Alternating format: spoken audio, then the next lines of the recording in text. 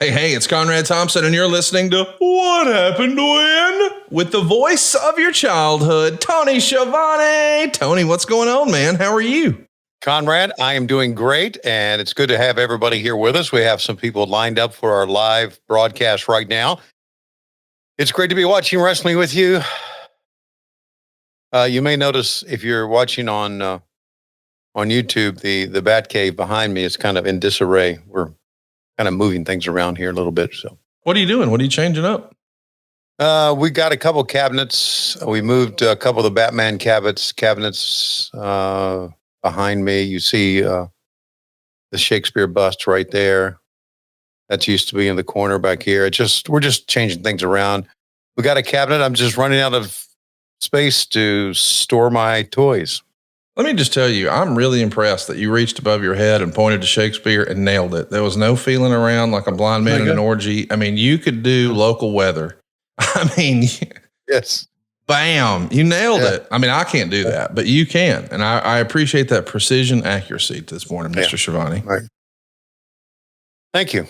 I'm a good pointer. You are a good pointer, and we're going to point out that today we're watching In Your House 2. We're going to watch it start to finish. And we want you to get your Peacock out and watch with us. This happened back in July of 1995. I can't wait to talk about this show because I was not watching wrestling during this period. Now, I have gone back and seen this pay-per-view in subsequent years, of course, but I think I've only seen this show one time. So this will just be my second time seeing it, but I think it's your first time, right? Oh, yeah. This was before, it wasn't too long before Diesel showed up on our show, right? Well, this is actually right before Nitro started. So Nitro started at the very beginning of September. So we're about a month and change away from Nitro beginning. So we're still a few months out from Scott Hall and Kevin Nash showing up on Nitro. But it's an interesting time because we're going to see a match that Jeff Jarrett still considers to be maybe the best match he ever had with Shawn Michaels. And then he immediately walked out. So a lot of controversy around this show. So it'll be a fun show to watch. That'd be great. I guess the Monday Night Wars, I don't know if they really started when Nitro took the air or when Scott Hall walked on. Not so sure. But we are pre-Monday Night Wars here. So basically WCW's foray into wrestling would only have been WCW Saturday Night at that time. Yeah, I think you had the syndicated shows on the weekend, but the big show, the A show at this point is WCW Saturday Night, and we know that's about to become the B show in about, 5 weeks. And before you know it, it's going to be the C show. I should know the answer to this. When did all the syndicated wrestling shows stop? They didn't. They're still out there? Oh, I meant in WCW. Like, as crazy as this is, you may not even know this. I don't know that you and I have ever talked about this. But did you know after the final Nitro, there was still one more program that aired for WCW? Really? Yeah. Mike Tenay and Scott Hudson recorded it in advance of that last Nitro. They knew what was coming, so they recorded two versions. One where they were like, we'll see you next week, and one that was like, we hope to see you down the road. But there was the last Nitro was not actually the last WCW television show, which I don't think enough people think about or talk about. Yeah. I mean, because what are you plugging or promoting on a recap, syndicated show at that point when it's over? I know. So the guys had to go back, and the producers had to go back and build a show for a now defunct company. Wow.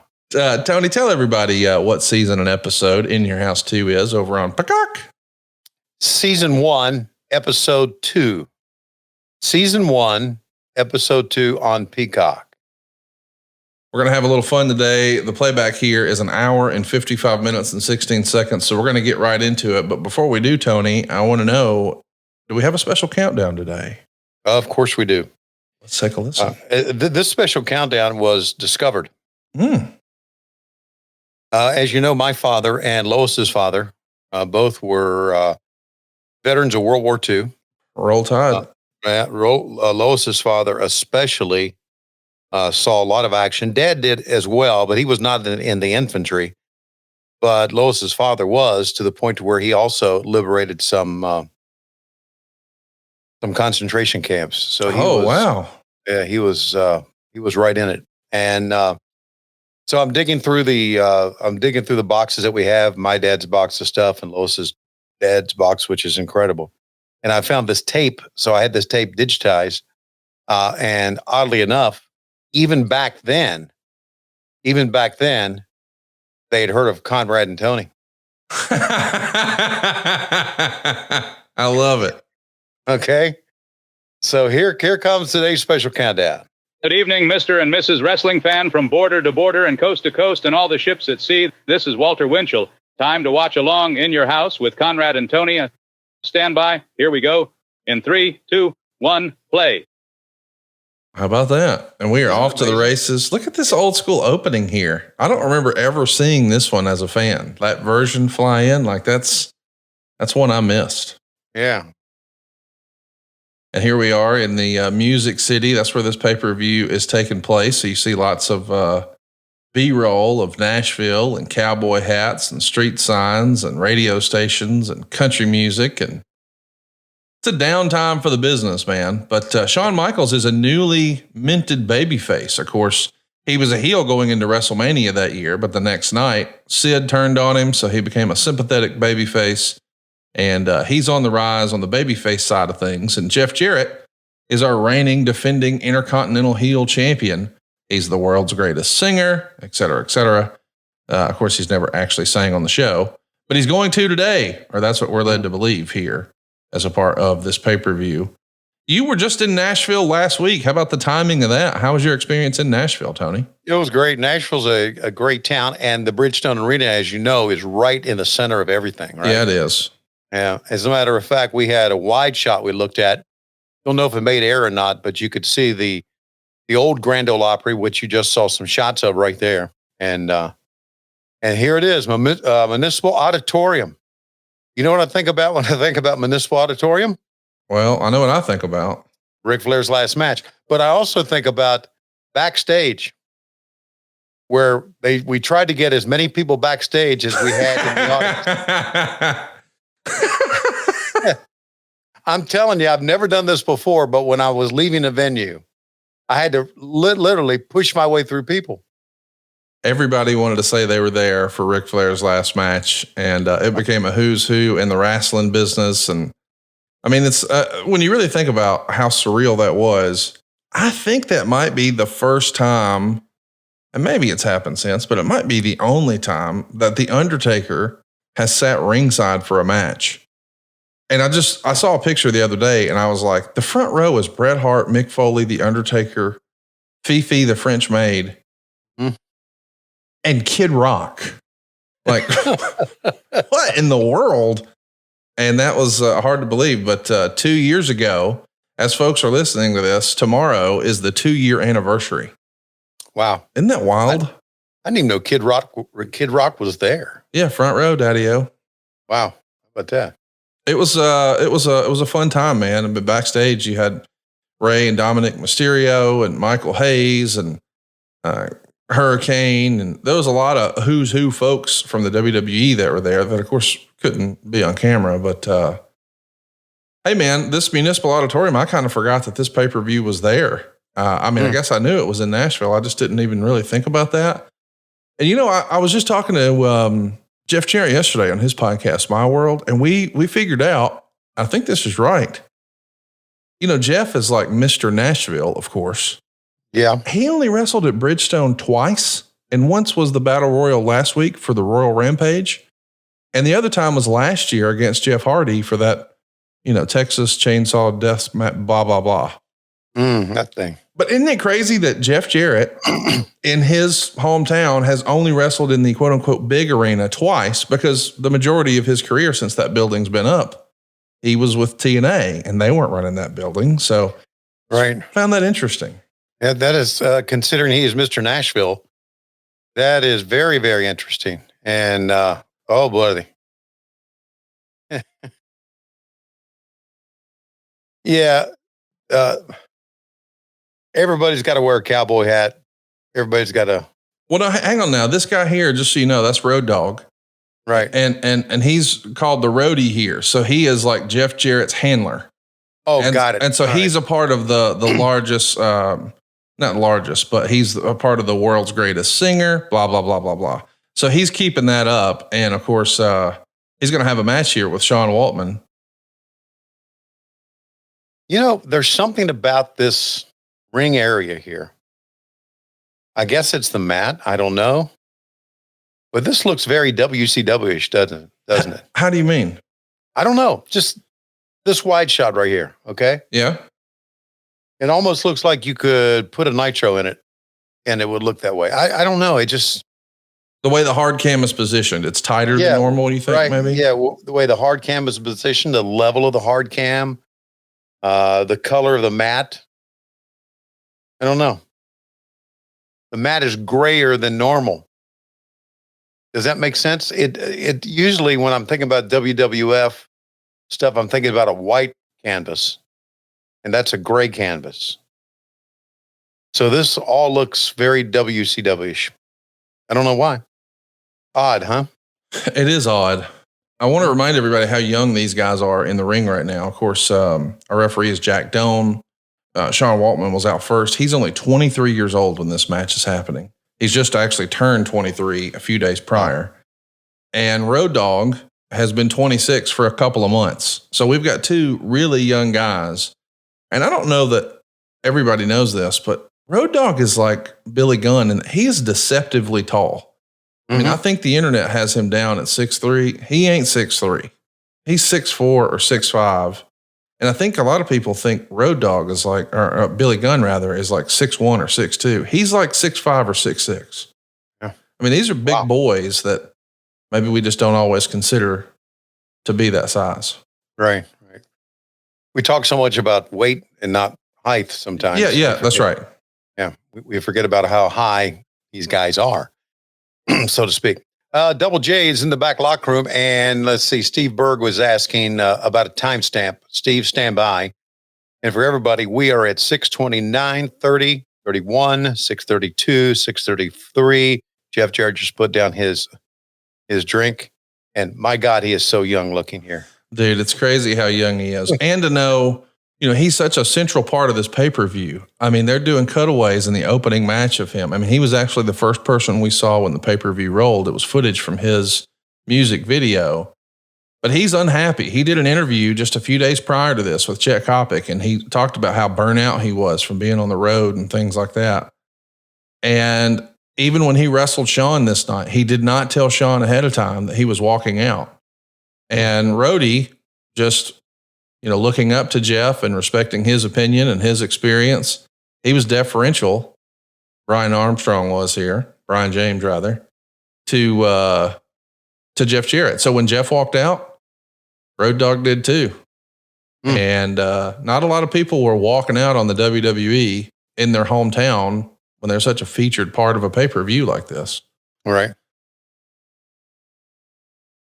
Love him or hate him, you got to respect old Double J. And I think a lot of people are tuned into what he's doing tonight because it's been teased as folks are listening to this that we're going to hear from Bryan Danielson. And boy, did Double J have some words for him last week backstage trying to motivate the great Bryan Danielson. What do you expect tonight on Dynamite, Tony? Well, I expect we're going to hear the rest of that interview. Or we're going to be talking about the rest of the interview. I guess it was already put on YouTube. I have no idea what direction they're going to go with Jeff Jarrett here. But I think they have found something really good. He's a veteran, and I really like the way they presented him during the Owen Hart Foundation tournament. And I just hope they continue to use him as a veteran that everybody loves. The problem is that he walks out with Sanjay Dutt, and everybody hates Sanjay. Everybody hates Sanjay. Everybody hates Sanjay. Nobody likes him. Yeah. Sanjay's got a wonderful wife and some wonderful children, and I'm not so sure they even like their dad. No, why would they? Yeah. You know, that as soon as they can find a reason and a way to escape his evil clutches, they will. What's wrong with us? I don't know. He's like the nicest human being that's ever lived. He's the best. Sanjay Dutt is I can't see AEW working at all backstage without him. I really can't. He's one of the unsung heroes. I would agree with that. Oh my God. Why do you think that is? Because he's just not on television all the time and people just don't know like all the intricacies of what happens backstage? Because Sanjay's a pretty important piece of the machine. Yeah. And he is so opinionated. And I have so much fun when he gets mad backstage. It's just, I love it. Who's more fun to see get mad? Sanjay or Taz? Taz the best. Yeah, Taz is like the final boss of getting pissed off, isn't he? Yeah, I just want to see and not many people have seen Taz angry to where he want to kick that he really wants to take somebody apart. And I've seen that. I helped calm him down one time. But the annoyed Taz, is super fun. Is the best. Yeah. You know what's fun is whenever he'll text me something, I can't help but needle him a little bit. Mm. And I think he's gotten wise to it, so he doesn't text me as often anymore. My most recent thing though was I was giving him shit. I was like, "Hey man, I guess I'll see you in Waterloo." And he's like, question mark. And I'm like, "Well, your boy Schiavone's going in the Hall of Fame." And he's like, LOL. And I go, "Oh, I didn't know you had big heat with Schiavone. I can't wait to talk about it on the show." And he's like, "Bro, what the fuck are you talking about?" And I'm like, "Oh, you got big heat if you're not. I mean, if you hate him, just say you hate him. I mean, don't be scared. If you're scared, say you're scared." And he's like, "Bro, do you need me to come down to your house and dump you on your fucking head? I'm not going to fucking Waterloo." He doesn't text me anymore either. And this is why we were texting back and forth one day, and I just did stop texting. And he said, "Hey, what's up? How come I'm not hearing from you anymore?" And I said, "I just don't have 3 hours out of my day to text you." And that really pissed him off. Well, what's funny is he and we got in a texting routine for a bit. And then one day he texted me and he was like, "Do you remember?" It was random. We hadn't talked in weeks. And he's like, "Do you remember when we used to talk on the phone like men?" I don't know why, but it tickled me. We just saw a pile driver off the top rope. Yeah. What a fucking finish. Yeah. And we were talking over, but that's the way it is. Hey, this was a fun match. It certainly looks like at this point, you got to think that Road Dogg had a lot of potential. Or the Roadie, yes. I guess it was called. Yes, and of course he was a big part of the Attitude Era, as we know. No doubt. You know what? This thumbs down stuff that you're seeing when the camera goes to all these fans and they're doing thumbs down. Yeah, that looks so phony. Phony. Do you know why it looks phony? Because we don't do it now. No, because it is. The cameraman will turn to fans, and the cameraman will do this to make them do thumbs down. And so it's like they're prompted to do it. I just think it looks shitty. Well, tell us how you really feel. Yeah, just flipping the bird. Say, meh. Well, maybe they're not heathens, Tony. Have we thought about that? Well, heathens. You think heathens are the only one that pops the bird? Yeah. Flips the bird, or how did you say it? This is for children, Tony. Okay. It's wrestling. Who's that? Oh, is this on? Who's that? Is that Dixie Carter? Shit, no. Well, who is that? Who's that girl? Well, what's wrong with you? Come on now. Hey, dude. Aren't you ready to... What the heck? By the way, here's how abrupt this departure was. The week before this pay-per-view in The Observer, it was written, they'll be filming another Jeff Jarrett music video in Denver at the Grizzly Rose on August 11th. They will introduce a line dance called the Double J Strut. Uh-huh. And of course, we know. No, they won't. Yeah. Man, how young does Sid look right there? That looks great, doesn't it? Yeah. He is massive. Take a look at the King Kong Bundy. There's Rotunda. I don't think Sid gets enough credit. The way he's just staring right into the camera, not even blinking, not losing eye contact. And they're shooting him from below to make him seem even bigger. And then there's Kama the future Godfather, the fighting machine, comma in the background. You ever spend any time with Todd Pettengill? You ever meet him? I don't think I did. I can't imagine you would have. Yeah. Who's the guy that just talked to the left of Sid? That was Tatanka.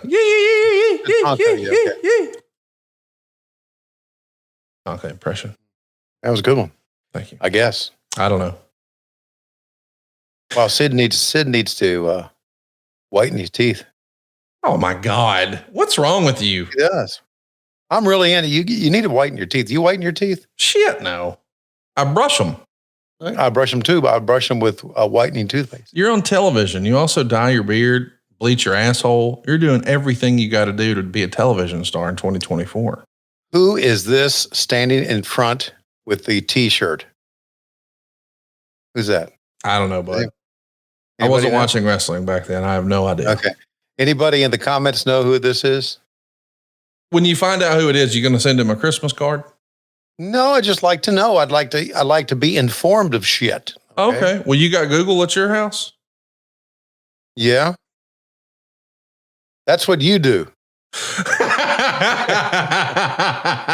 You're Mr. fucking Google. Google it, some bitch. 6,482 fans were here. It went down July 23rd, 1995.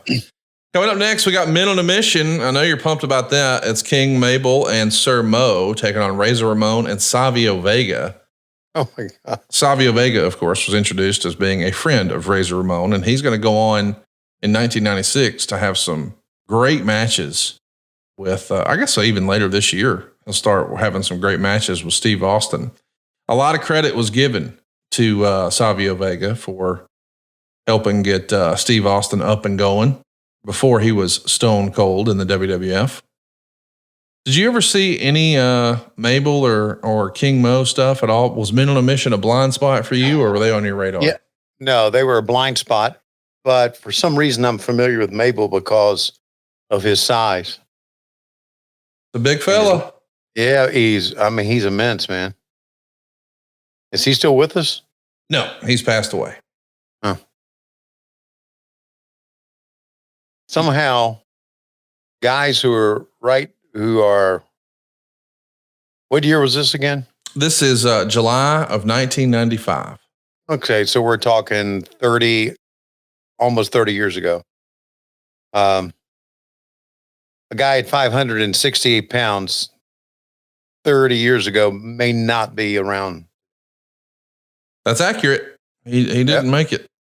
Yep. This is the July pay-per-view, of course. So it's down from the very first In Your House. Uh-huh. And it gets 280,000 buys here. The first In Your House got 332,000 buys. But the concept here behind In Your House, and I don't know that you and I ever talked about this, but WCW started running pay-per-views every month. Like one of the things that Eric Bischoff did was he said, hey, we got to raise the price of the pay-per-views. And instead of doing just a handful a year, let's do them every month. Right. So he stopped running house shows, started running more pay-per-views. I think that's smart. Super serve the audience nationally that wants to buy in. Well, the WWF says, hey, that's a pretty solid idea. Right. So they're doing that with In Your House. So they've got their big tentpole events, things like King of the Ring and SummerSlam and Royal Rumble and certainly WrestleMania. But they started to fill all the in-between months with In Your Houses, and they would do these little themed pay-per-views. And so this is the second time we do it. But instead of it being at a $25 or $35 or $30 price point, they lower it to $14.95 and then later, I think, $19.95. But it's a 2-hour affair. Right. What do you think about the idea of doing a 2-hour pay-per-view for less money? Well, since they're every month, it kind of waters down the speciality of a pay-per-view, right? Yes. So there's a part of me that says, yes, that's a good idea. But there's also part of me that, to me, lowers the speciality of a pay-per-view. I'm just speaking in different languages this morning. I don't know why. How great does Razor Ramon look right here, man? Jesus. Wonderful. Just the prototype of a pro wrestler right there. Dude, that's a WCW ring. I don't give a shit what anybody says. This whole look smacks of WCW. Just wow. Anyway, I don't know why I can't get over that. But there it is. Oh, look at Razor Ramon. Ugh. Hell of a job right there, dude. It's really fun to watch Razor at his peak here. This is actually the third match on the show. There was one dark match, and it was Skip who had Sonny along with him as his valet, and they would pick up a win over Aldo Montoya, who we know is going to go on to be just incredible. And then after the pay-per-view finishes, there are two more dark matches for those in the house. Bret Hart versus Jean-Pierre Lafitte, a.k.a. PCO. That one actually wound up being a part of the Coliseum home video release. And then there was one more dark match. It was The Undertaker versus his pal Kama, with Paul Bearer and Ted DiBiase in their respective corners for a casket match. That was actually the longest or second longest match on the show, only behind Shawn and Jeff. Sending fans home happy with The Undertaker winning a casket match. That's probably a good idea. Yeah, it is. That's to me, back when I was there in the day, we would tape. And this is before the Monday Night Wars, obviously, and before Raw and all that. We would record Superstars one day, Challenge the next day, go out every 4 weeks or so and do that. And of course, at the end of the night, Hulk Hogan would come out. Yes. Everybody knew that you're going to hang around because Hulk Hogan is coming out. So that was a good way to do things. I like that. When I see Scott Hall and the referee moving him back right now, and Savio Vega in selling, and Mabel just, damn, Mabel big. I just can't. My heart breaks for Scott Hall. Yeah, no doubt. It does. And you mentioned Sonny. My heart breaks for her. Just what could have been. Well, it could have been. It's just some cool people that had such bad things happen in their lives. So demons, man, they'll get a hold of you. I put my Google machine to work, and the fellow that you were desperately trying to figure out who was wearing that shirt. I don't know if you want to send him a DM or whatever. His name's Barry Babinski. Barry Babinski. That's right. See, I knew your Google machine worked. Yeah. Mine works too, but mine just doesn't give a fuck. Okay. It's kind of like me. Hey, let's say hello to some people here. And I'm going to start at the top and go back. First one up was DJ Turn Up. Come on. Well, Mr. Epic is with us. Alex Wheaton. Yeah. Join us. Yeah, baby. Coach Rosie. Coach Rosie, by the way, came to my Hall of Fame. Hell yeah, he did. Ceremony. He's the man. Thank you, Coach. We appreciate you, buddy. Is he like Eric the unofficial mascot, you think, of our pods? He's got to be on the list. He's one of our whack packers. Yeah, he is. Yeah. Let's see. Eric Jones is here. Who else? Jim Pazinski. Hello, Jim. And still scrolling down here. Oh, Brooke is here. Brooke would be the mom of the whack pack, wouldn't she? Or the baby sister of the whack pack, maybe. I can see that. Bad Money Slim. Oh, that great haircut of his. He's the mascot. Yeah. Yeah. Okay. He's the mascot. And Steve Berg and Coach Keith just arrived about at 9:31 Eastern time, which is a little bit about 3 hours before he gets up in the morning. So there you go. There you go. Coach Keith was wondering how the Raiders are going to do this year. Like always. Nothing. Wow. Which breaks my heart because I've always kind of liked the Raiders. I thought you were a Redskins guy. I was, but there are no more Redskins. Yeah, but can't you be a Commanders fan? Absolutely not. Absolutely not. Listen. And I also grew up an Oakland A's fan. And you think if the Oakland A's move to Las Vegas, I'm going to cheer for them? Absolutely not. You don't watch baseball anyway. You don't give a shit. I don't give a shit. Yeah, they'll probably change the name of the Athletics to like the Las Vegas A's. Chip.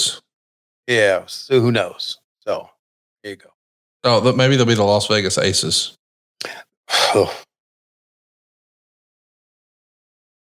Yeah, I didn't really think about that, but I guess that is going to suck, man. It is going to suck. My childhood's gone. Okay. The Redskins are no more. The Oakland Athletics are no more. And Ric Flair's crazy. So my childhood is gone. Absolutely gone. There was a big write-up. Hold on. Coach Keith said the Raiders are going to shock the world. I don't know about that. Okay. I don't know about that. I wanted to ask you about something that was in the Observer. I'm not sure if this was even on your radar, but Ricky Morton was a big part of Smoky Mountain, of course. And in this era, I guess he and his girlfriend and Tracy Smothers and his girlfriend were out at some nightclub. The ladies didn't get along. There was some physicality involved. The police got involved. This was a whole mess. Do you remember hearing about there being a ladies' rampage here? No. A ladies' royal rampage? I mean, kinda. Yeah. No, I don't remember that, but that doesn't surprise me at all. Man. Okay, so now you see, it's funny. One of the, you could just see him talking in the ring. Yeah. Yeah, it's funny. And they just got a shot of Mabel, who's getting ready to blow up sky high. Savio Vega is an interesting character. I work with him just a little bit in MLW, right? MLW, that's right. Pretty cool guy. Wait, here we go again. Scott Hall with maybe the best working punch in the business. No doubt. Man alive. He was so good at it. When Jeff Jarrett walked out on the WWF, do you remember people talking about that in WCW at all? Yeah. What was the narrative you were hearing? What do you remember hearing about it way back when? I remember most of the people going, "Hey, he ain't putting up with any bullshit." Mm. Because back then, and I'm sure it still remains today, but it's not as pronounced. But back then, there was a very, very, very well-known hatred for the WWF back then from WCW. Like they were the evil empire, maybe? Yes, and I guess it stems from the fact that,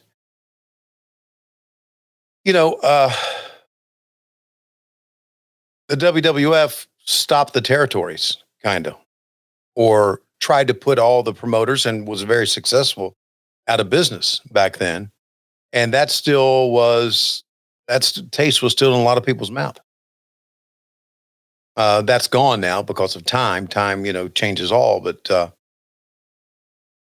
yeah, there was a hatred for the WWF. So when that happened, everybody was kind of gleeful about it. Not everybody, but many people were. It was out there. And I mean, let's think about it. Where the territories ended when? At WrestleMania? The first WrestleMania? Well, no. I mean, it didn't exactly work like that. I mean, the Memphis territory persevered on and on and on through the 90s. But I hear you. By 88, most of the territories were pretty dry. We're gone. Right. But local wrestling, like Bob Geigel, like Championship Wrestling from Florida, like Continental Wrestling, like Don Owens, that stuff may have gone on, but that stuff wasn't as big a draw anymore. That's right. Yeah. I think it's probably a situation where, it's the early 80s. I would even say, 84, 85. That's probably when it starts to really taper. Yeah. And that's why in my career, I'm so happy I started when I did, because when I started, territories were still a thing. So I'm just curious, how come Vince gets the heat for killing the territories, but Crockett doesn't get the heat for sending Ric Flair out all over the country to recruit talent and bring them back to JCP? I can't answer that with the exception of Vince started going with his show national, and his show was, we brought this up many times, his show was so much better than everybody else's. That television program directors, television general managers looked at Vince's show and looked at, let's say, Bob Geigel's one camera shoot show and said, fuck, there's no comparison. Geigel's done. We'll take the Vince stuff. Todd Pettengill is pretty active here, isn't he? Man, he's a great hype man. And of course, this is the supporting band for Double J, but I want you to take a look on the right side of your screen. The fellow on bass with the big smile back there in the vest, that's Jim Johnston, who did all of the WWF themes in this era. Wow. And Jim has, he's talked about this. He does not enjoy performing live in front of people. It gives him anxiety. He's just not comfortable with it. Now, he can do whatever you can possibly imagine with almost any set of instruments in private, which is why we got all those great theme songs. But as far as performing on a stage in front of people, that was rare for him, and he was not comfortable with that. But there he is, one of the few times that we're going to see that. We see the former Michael P.S. Hayes in the background right now. How would you describe Michael's look here? He looks like your barber in a Nashville barbershop. I can see that. Yeah, come on in. I'll cut you down. So that's Matt Coon right there. And that's Bam Bam Bigelow, a very young Billy Gunn. Oh, we're going to hear from Matt Coon here. Okay. Matt Coon. What do you think Matt Coon's saying? Well, here's the deal. I'm pissed off at everybody. Should have let Tony Schiavone die. Never use my music again. Hey, that's Brian Clark. We just had him on adfreeshows.com. It's my first, I've somehow managed to, in my little wrestling journey here, Tony, meet almost everybody. But when I did my interview with Brian Clark, that's the first time we ever spoke. He's one of the few guys that I've never ran across. You spent some time with him in WCW. What can you tell us about Brian Clark? Just easygoing guy, and was so appreciative of getting the push with Chronic, and I like Brian a lot, really did, and I'm sure that you feel the same way after talking to him. Such a nice guy. Yeah, I don't know Man Mountain Rock at all. Look at Vince with this outfit. That's not something you expect to see. No, not at all. But of course, we're Nashvilling it up. It's almost like, look at Jerry the King Lawler there. It looks like he's a bartender in Texas. I enjoyed seeing Bam Bam Bigelow there. We talk a lot about, man, that guy just looks like a wrestler. Bam Bam Bigelow looks like a movie villain. Mm-hmm. And now, of course, one of my favorite moments in the whole world. Oh man, this is such a big moment in Bruce and I's fandom as part of our podcast, Something to Wrestle, because Bruce loved singing this silly song, With My Baby Tonight.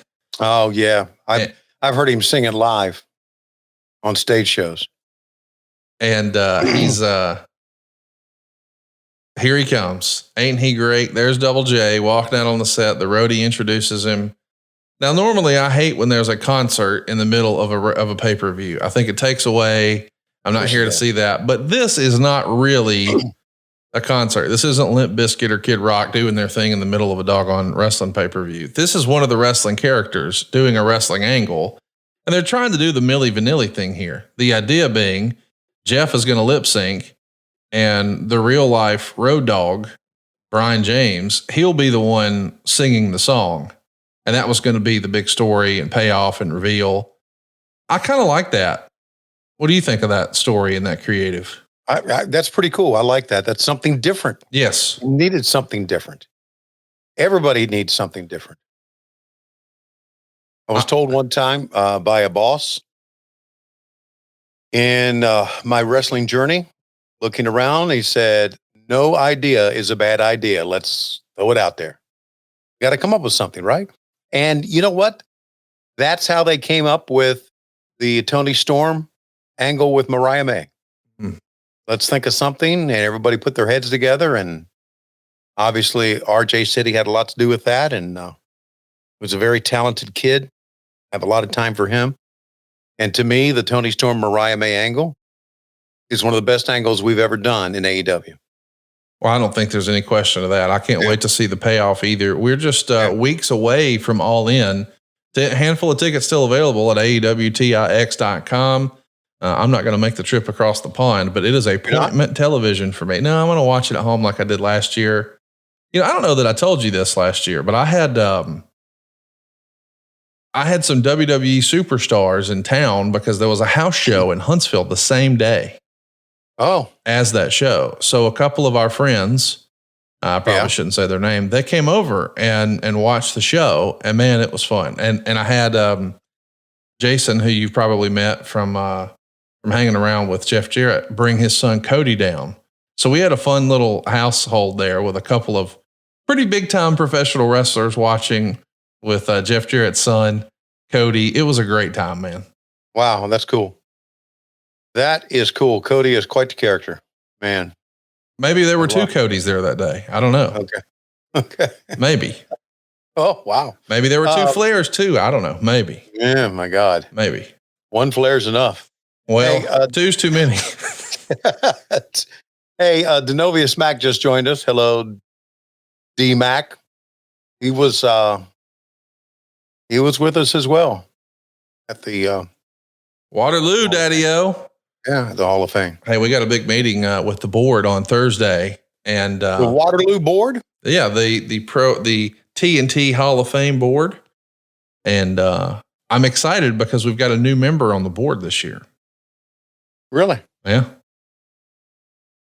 Mr. Mike Dawkins, our gimmick attorney, is joining the board there. Wow, what a wonderful human being. Just of all the people that I've met in my wrestling journey, he is top 2, 3. I'm sitting right here, Tony. Yeah. Well, see, top 2. I see why you've been married so long now. You can bullshit real fast. I sure can. Even Lois loves Mike Dawkins. Who doesn't like Mike Dawkins? I know. It's amazing. Well, I mean, a lot of people don't, because he'll sue the fuck out of you. He just will. Yeah, I know he was. But not us. He might be an asshole to some people, but by God, he's our asshole. Michael, I believe it's Quaddy, or it may be Quaid. Sorry, Michael, but I know how it goes when people cannot pronounce your last name. He has just joined us. We appreciate you being with us. We appreciate everybody being with us live. And I know sometimes we promote, we're going to be live, and then we have to change it up. And that's just because of scheduling. I'm sorry. We had to kind of punt. Was it 2 weeks ago? Well, man, you can only do so much, I think people forget you're flying out twice a week to different shows, and then you're doing pickups from home. Right. I mean, you got a lot of stuff going on in your professional life, but you've also got a wife and a bunch of kids and a dog and a house and a lot of responsibilities. And just the idea that you get to crank out one of these every week and then 2 bonus episodes for WHW Monday Patreon.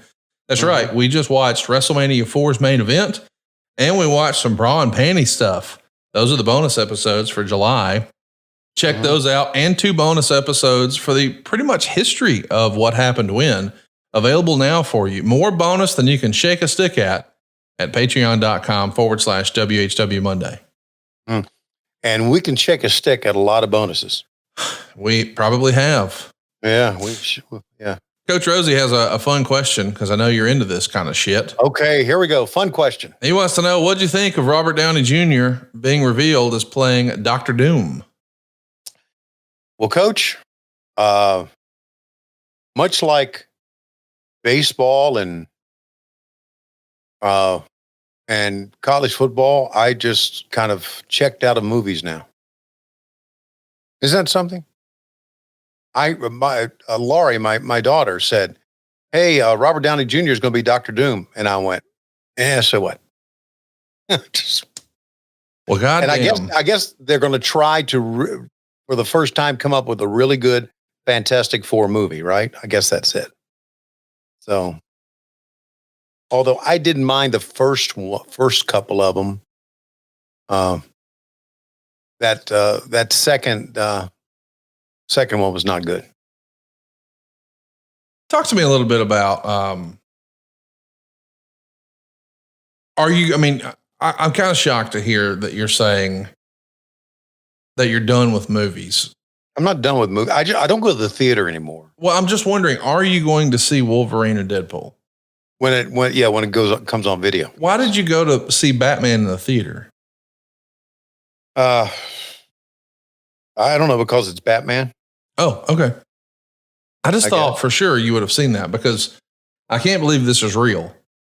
But for the first time ever, and probably the last time ever, I have somehow seen a Marvel movie before you. I saw Deadpool and Wolverine. Who convinced you to go to the theater? Mrs. Thompson. Oh, of course.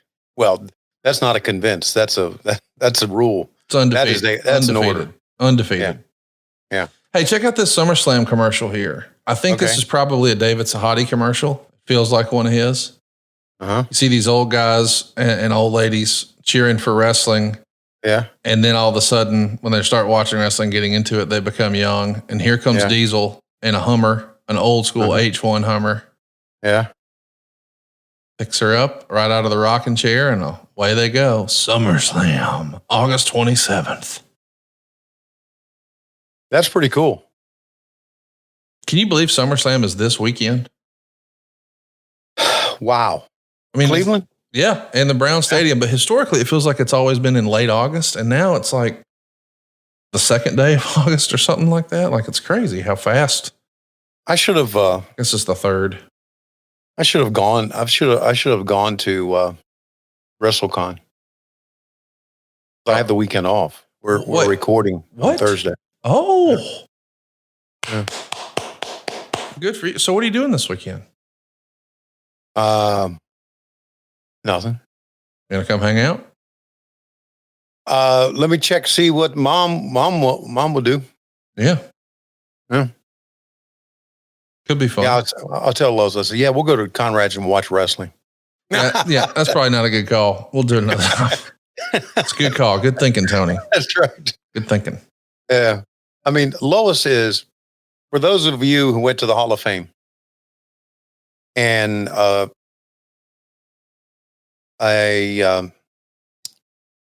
she is so conscientious of her aging, which just pisses me off, because I still think I tell her, I said, yeah, you've aged.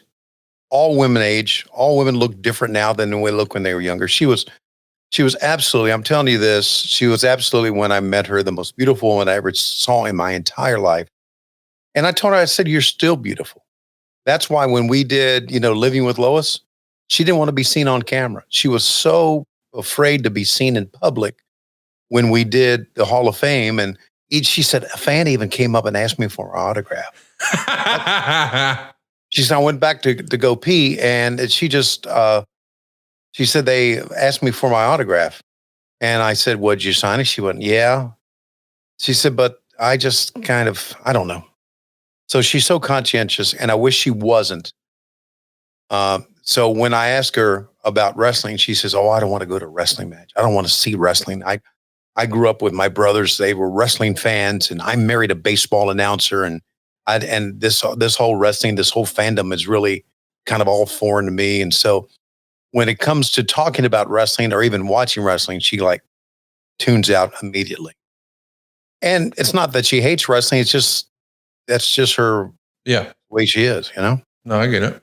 Yeah. So anyway, that's it. That's all I got to say. So to catch us up here, we've seen so far in a dark match, Skip over Aldo Montoya on the pay-per-view, Rhodey over 1-2-3 Kid with a pile driver off the top rope. Pretty good. Men on a Mission over Razor Ramon and Savio Vega. And now we had the Double J concert. Todd Pettengill was in the audience asking fans what they thought, and several begrudgingly said he did good. And now we've got Bam Bam Bigelow wrestling Henry O. Godwin. You see, he's a pig farmer. Yes, I had heard that. And his name is Henry O. Godwin. That's HOG. That's Hog. And his what? I know you love Hog. There he is. That's the first time I've realized that. Well, his tag team partner, his brother, is Phineas I. Godwin. He's Pig. So we got Hog and Pig. The Godwins. Oh man, here. Isn't that something? I thought for sure you'd be all over Hog and Pig. Well, I just know how much you love Hog. Big hog guy. Yeah. No. I know what you're referring to now. No, you like barbecue pork like our buddy. Oh, yeah, of course. No. Everybody knows that about you. You eat ribs, you eat pulled pork sandwiches. You were telling me yesterday you couldn't record when we wanted to because you were busy pulling your pork. That's right. That's what you do. That's what I do. I pull my pork. Yep. What's wrong with you? I don't know. I used to be a nice young Christian man. You weren't. Yes, you weren't. Yeah. And then what have you done to me? When I met you, you were using the word fuck like a comma. And at the NWA Legends Fan Fest, which, by the way, I think is happening this weekend. It's called The Gathering now. Let me look that up. And would that be in Charlotte? Yeah. Well, some bitch. Charlotte. T-Mart Promotions. Let me look that up right fast. Whatever happened to the guy that used to put on those Fan Fest? Hey, yeah, there it is. It's August 1st through August 4th this weekend at the Hilton University Place. Yep. Man, there's a lot of folks there that you know. Hypothetically, your boy Raven's going to be there. Man Mountain Rock, who we just saw a few moments ago, he's going to be there. Missy Hyatt, who recently revealed that she had sex with Sandman when she was in ECW because she wanted to calm his nerves. She did it for the business. Well, bless her heart. I thought that was great, man. That was great, yeah. Al Snow, Abdullah the Butcher, Hebner, Kyoto, the Nasty Boys, Berserker, your pal Big Show, Sid, Foley, Masahiro Chono, Mr. Von Erich, Mr. Lawler. Man, there's a lot of folks going to be there. tmartpromotions.com, where I first met Tony way back when. Hilton University Place.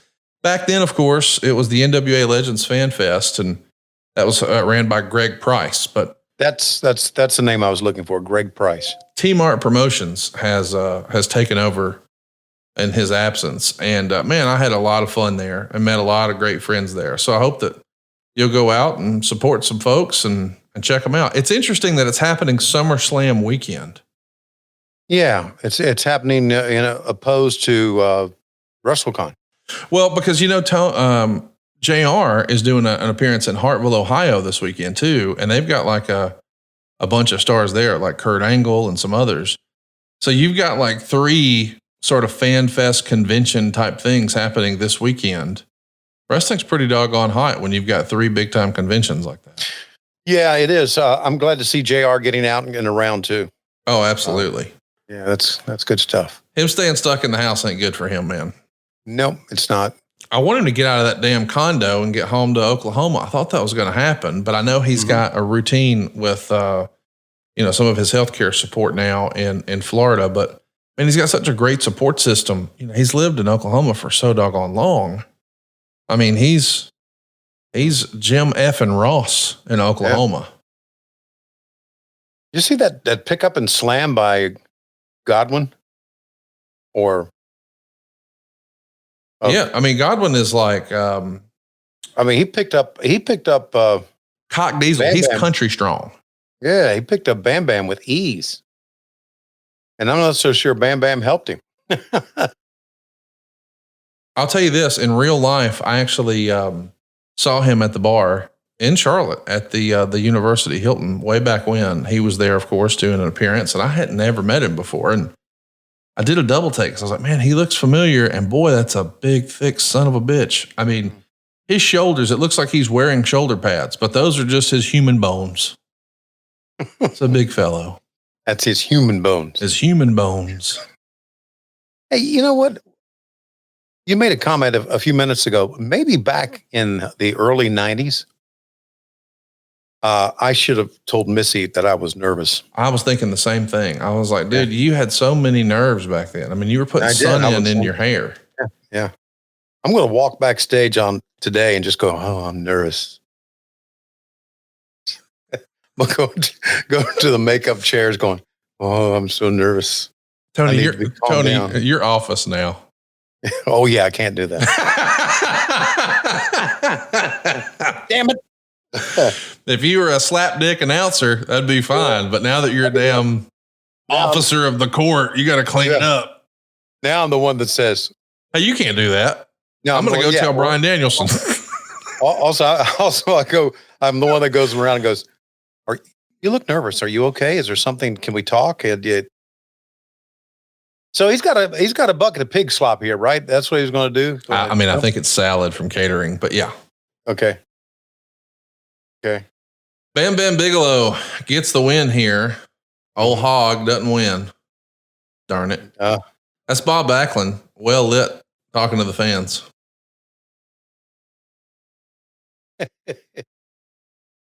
Vince had to be just going bananas on this one. That there's no lighting? Yes. On the talk back, he had to be shouting at somebody. You know he was. Yeah.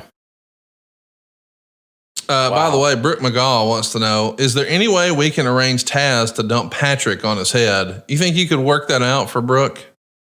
Oh, I'm sure there would be people lined up to drop Patrick on his head. But yeah, Taz would be really good. Yeah.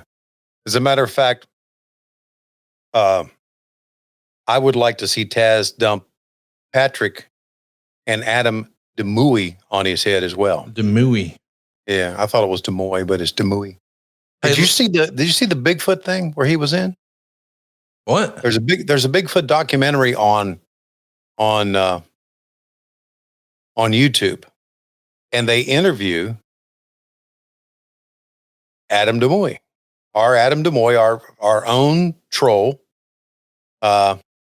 And they interview him about he saw Bigfoot one time. What the fuck? Yeah, that's what he said. Oh my! The lying son of a bitch. Man, I watched it. And he said, "Yeah, I was right over there.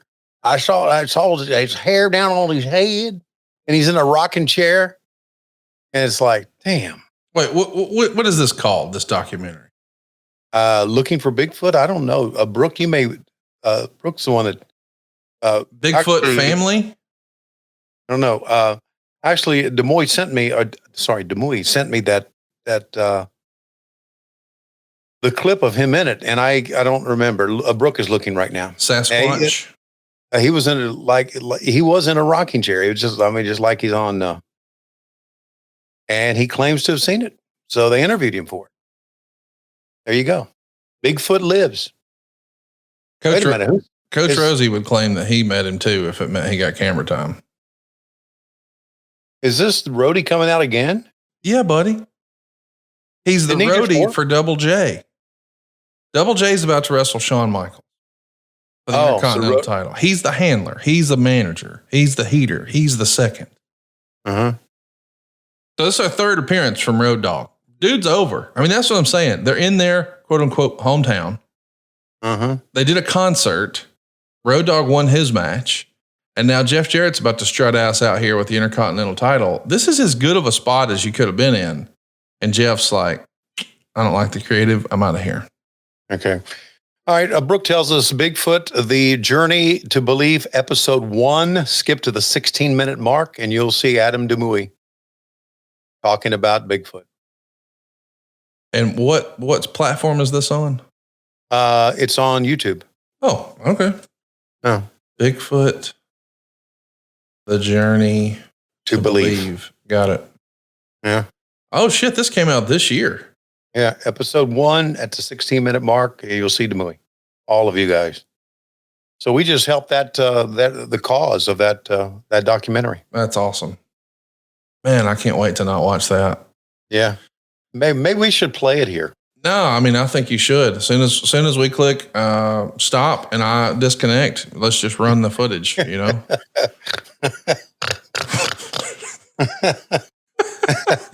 That's my Bigfoot laugh. Look at this shit. Would you please? I wish you would have rode a horse in, but dude, that hat with the lights, you know, when we started doing live shows with Bruce, my sister made a hat with BP on top that lit up like that. Yeah. She did it. I couldn't believe it. It was super fun. I got to take a picture of this and send it to that son of a bitch. Dude, wow. The strut is so great. Yeah. There you go. I heard it. By the way, I want to mention, we just saw a pretty damn handsome Shawn Michaels in the backstage area doing an interview with Todd Pettengill. Maybe it was Doc Hendricks. But I like the look here. You know, Jeff's out here in white, trimmed in red, of course, with his entrance gear. But Shawn Michaels white with the gold all over him. This is quite a look. How would you describe this look we're seeing right here? I mean, if he were to reveal himself as being the lead singer of Queen or Motley Crue or I mean, he looks like a front man for a band is what I'm trying to say. Yeah, he looks like a Poison, Whitesnake. Yes. Something from the 80s, right? One of those great 80s bands. I guess I said Freddie Mercury or Queen because of the white. Because I feel like a lot of times those other guys, they wear like black stuff. You know what I mean? Like Axl Rose wasn't coming out wearing a white jumpsuit. But but that's the vibe I'm getting is like frontman vibes here. Yeah, and the long hair that's kind of wet on the ends, just not poofed up, not much blow drying going on there. He looked the part, didn't he? God, he was tremendous. I mean, just the greatest in-ring performer at this time. Like in 1995, I think most people agree he's probably the best in America. Yes. There was actually write-ups in the Torch and the Observer saying that they felt like this leveled Double J up a notch. This match did? Yes. Okay. Huh. One of the great veterans getting leveled up. Well, at this point, you got to appreciate, he started wrestling, I think, in 86. And he's only been on television here with the company for, I don't know, a couple years. Right. So maybe a little longer than that, but about 2 years. And so he's not exactly, like Shawn's been here since like 88. So people have had more exposure to Shawn on a national level, I guess is what I'm trying to say. How great is that? Shawn checking his reflection in the bell. I love that. Yeah, that's cool. It is cool. So, wait a minute. Wasn't this called a lumberjack match? No, that's the main event, Daddy-O. Okay, all right. This is the best match on the show, and it got so many good reviews. Like if you go back and you read the reviews in the Observer, the readers of the Observer gave this show 80% thumbs up in large part because of this match. Okay. And Shawn and Jeff got 237 votes for the best match. And 123 Kid and Rhodey got 18 votes. And that was it. Nobody else even considered the matches to be the best. I mean, those are the two best. But this one here, I mean, it was highly regarded. I think the Observer gave it 4.25 stars. So people really thought a lot of this one. And again, Jeff considers this his best match, right? Yep. Well, I can see that. He's home in Nashville. The excitement of a pay-per-view, working with one of the greats and Shawn Michaels. And I can see the excitement that he had going into this match. And then again, obviously, when you're working with Shawn Michaels and you're athletic like Jeff is, I mean, mix all those together makes for a tremendous match. Both Wade and Dave gave this match 4.25 stars. And this is an era where nobody in America got 5 stars. If you wanted 5 stars, you had to go to Japan. Yeah. When I was in wrestling at the beginning, there were 2 quote unquote dirt sheets, as we called them, and that was Dave and that was Wade. That's right. And we don't talk about Wade that much anymore, but I know he's out there doing it. Absolutely. Yes. We always talk about Dave Meltzer, obviously, but I mean, Wade Keller, I guess, has a podcast and. The Torch is alive and well. He does a great job. And I know a lot of people who really appreciate his opinions. I don't know that he's breaking a ton of news like he was back in the day, but people really respect his fair and balanced opinion. Yeah. I've always had a lot of respect for him.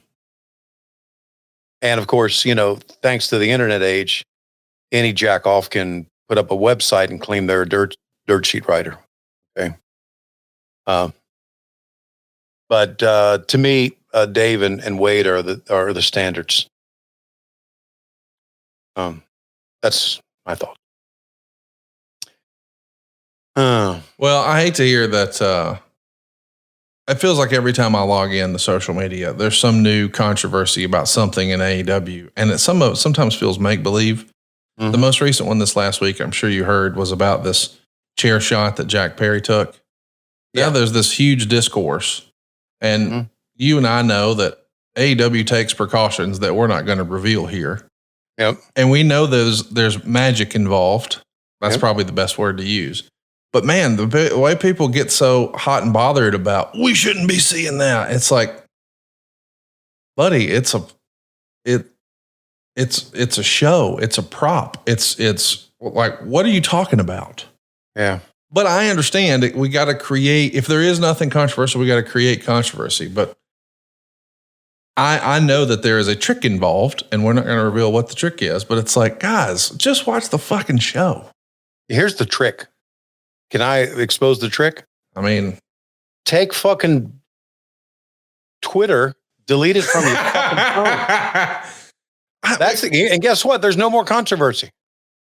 They create controversy, and probably a lot of them are fucking bots, and the ones that are not bots can suck my ass. How does that sound? Well, it doesn't sound like something I'd be interested in. No. I'm honest with you. Yeah. Oh, by the way, Patrick McGall got on here. Can we block people from posting on here? So why don't you do something? Okay, just take Patrick McGall and throw him in the trash can. No, I'm kidding. Patrick McGall wants to know, is there any truth to the rumor that Hologram is Dave Meltzer? There's no truth to that rumor, Patrick, and thank you for your very educated question. Okay, stupid, but I don't know if that's the case, but I do know Hologram is pretty freaking sensational, isn't it? Isn't he? I've been really impressed with what I've seen. It feels like there's a lot of fun stuff in wrestling right now. If you're willing to go look for it. Like, and I know I've told you this before, but I don't brag about it. I record every wrestling show, and then I fast forward the motherfucker, and I watch the parts I like. Right. Hey, I like this guy. I want to see what he's doing. Oh, not interested in that. I'm going to fast forward. I just don't understand why people want to hate watch, where it's like, oh, I can't believe they did this. I hate them, and they shouldn't be doing this set of moves. Yeah. I don't mean this. I'm not going to spoil the magic. But there were 10 more dangerous things that happened on TV last fucking week than that. Yeah. There are guys who every time they step in the ring, somebody walks out with a concussion and nobody says shit ever, but we don't know about it. But then when we're at home and we see something, we're like, oh, that shouldn't be. It's like, come on, man. Go get a fucking life. When you don't get a life. Leave this one. Well, leave it. Don't leave this one. Don't say that now. Come on. Okay. No, I'm talking about wrestling. Not the wrestling. I'm talking about the social media sphere. Yeah. In other words, delete your account, which you've used before. Yes. Yeah. Delete your account. Go. You know what? Go donate money to dogs. Go work at an animal shelter. Go do something valuable with your life. Instead of watching the show, how about watch a movie? Yeah. And as Kevin Smith once said, he said, don't read about movies, go watch them. Yeah, I love that. I love that quote. Don't read about wrestling, watch it, okay? And you know what? No one gives a shit about your opinion. They do not. Especially those of you who have 100 or 150 followers. Those 150 don't. You know, we've got lots of people who are watching along with us as a part of our live studio audience, and this is still a controversy that people are talking about, I guess. Steve Berg says, unprotected chair shots are a shock, trick or no, just because of the stigma. But I agree, you shouldn't hassle talent about it. I just want to remind everybody, this is the same, it's not the same show, but you get what I mean. It's the same promotion. We set this motherfucker on fire a couple weeks ago. Yes, we did. That same match, we had a dude with a mouthful of thumbtacks. Like, I'm just saying, there's so much silliness. Like, if you want just absolute safety in your wrestling, don't watch it because there ain't none. Yeah. Like Sky Blue, tore her damn ankle. And that wasn't anything that looked like, come on, man. Like, there's so many things about this. It's like, where do we draw the line? And I get that, but I'm saying, if we trust that they have a prop master, if we trust the talent, if we like the program, we'll watch it. But when we're going to just quietly protest or loudly protest, oh, they shouldn't do this move. Based on what? I don't know. Like, if everyone decides that it's fine and they want to do it, let them do it. People are still cutting their heads. What's the difference? I know. Did you, as we're talking about injuries and guys going all out. Did you see the bump that Shawn just took? Yeah, they're going to show it here. Going to show a replay again. Flew over the turnbuckle, over the post, down to the floor, crash and burn on his hip. It's unbelievable. By the way, that did more damage than what Jack Perry took last week. Yeah, exactly. I feel bad even saying that, but it's like, guys, come on. Yes. We're not going to spoil the magic. But if you knew, you wouldn't even mention it. You'd be like, oh, yeah, okay. Cool. We're spending too much time on those creeps. Dude, I agree totally. By the way, Mark Briscoe can give me that chair any day. Mm-hmm. Yeah. Like the idea that you're watching, I love what Eric Jones says. It's a show about violence. If you don't like violence, don't tune in. Exactly. Eric. The name of the fucking show was Blood and Guts. You think they were going to play, thumb wrestling? Come on, man. Yeah. There's an idea for an angle. Brother. Look at this old school. I love this. Why does nobody do an abdominal stretch and grab the rope for leverage anymore? That's a move from a bygone era. Yeah. But the reason JR would tell you, the reason it's a move from a bygone era is that damn referees don't mean much anymore. He would say something like that because look what all they get away with now. We still do turn the referee's attention away and do something back, but how about when 4 guys, 6 guys are wrestling and they all go outside and start beating each other up? And they're out there for, in reality, a 30 count, right? It's just so much has changed in wrestling these days that I'm just not so sure that the referee's authority is what it used to be. And it should be. If you're a cheater, you should do things behind his back. And we still try to do that, as we know. I love Jeff Jarrett's outfit. I just do. Boy, people are just hot and bothered on this this chair shot stuff. The comments just keep rolling in. Yeah.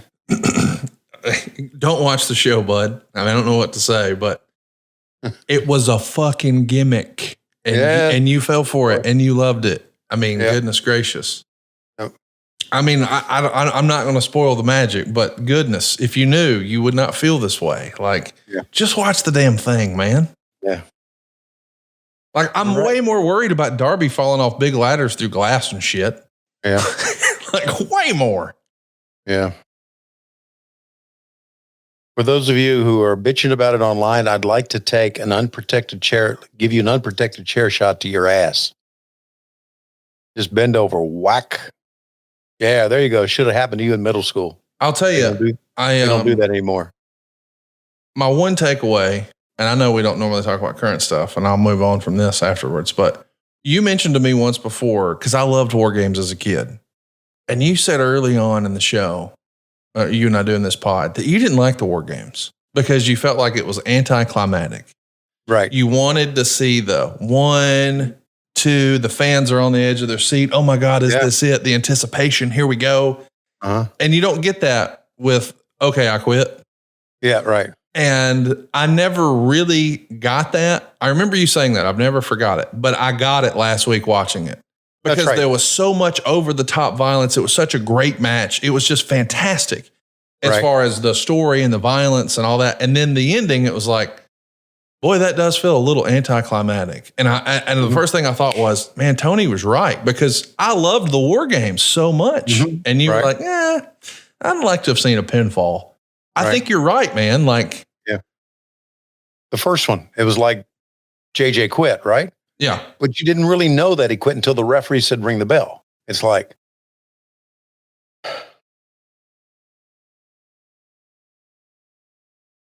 this is, I know we've been talking about chair shots a lot during this match, but this is the best match of 1995. It won match of the year in a lot of places.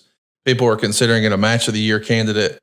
These guys are working their ass off. And the real telltale for me is, this is before there's a crazy sign era. It's before everybody's got a cell phone in their pocket and they're live tweeting. They're just all enthralled in the match and paying attention. And man, these fans are up and down, up and down, up and down. did a screenshot, sent Jarrett the picture of him with the the hat on. glass. Yeah. And he said, you would look great at the announce desk with a blinking hat on. That would be phenomenal. Wouldn't it be phenomenal? You should do that for the Halloween episode. Yeah. What should the letters be? TS. On that? TS? Okay. And the blinking. By the way, October 30th, the day before Halloween, is a Wednesday. So we got a little time. You need to get the hat together, Daddy-O. Yep. That'd be great. Did you see that drop kick that Jeff just threw at Shawn Michaels? Yep. I know people are whacking off Okada, and Lord bless them, use two hands. But Jeff Jarrett might have the best drop kick of this era. He was phenomenal, buddy. And still looks great. Like on some level, physically, he looks better now than he did then. How's that possible? Yes. 29 years later, he somehow looks better. Yeah, he just I mean, and think of all the stuff that he's gone through, right? Oh, God. His life's a movie, man.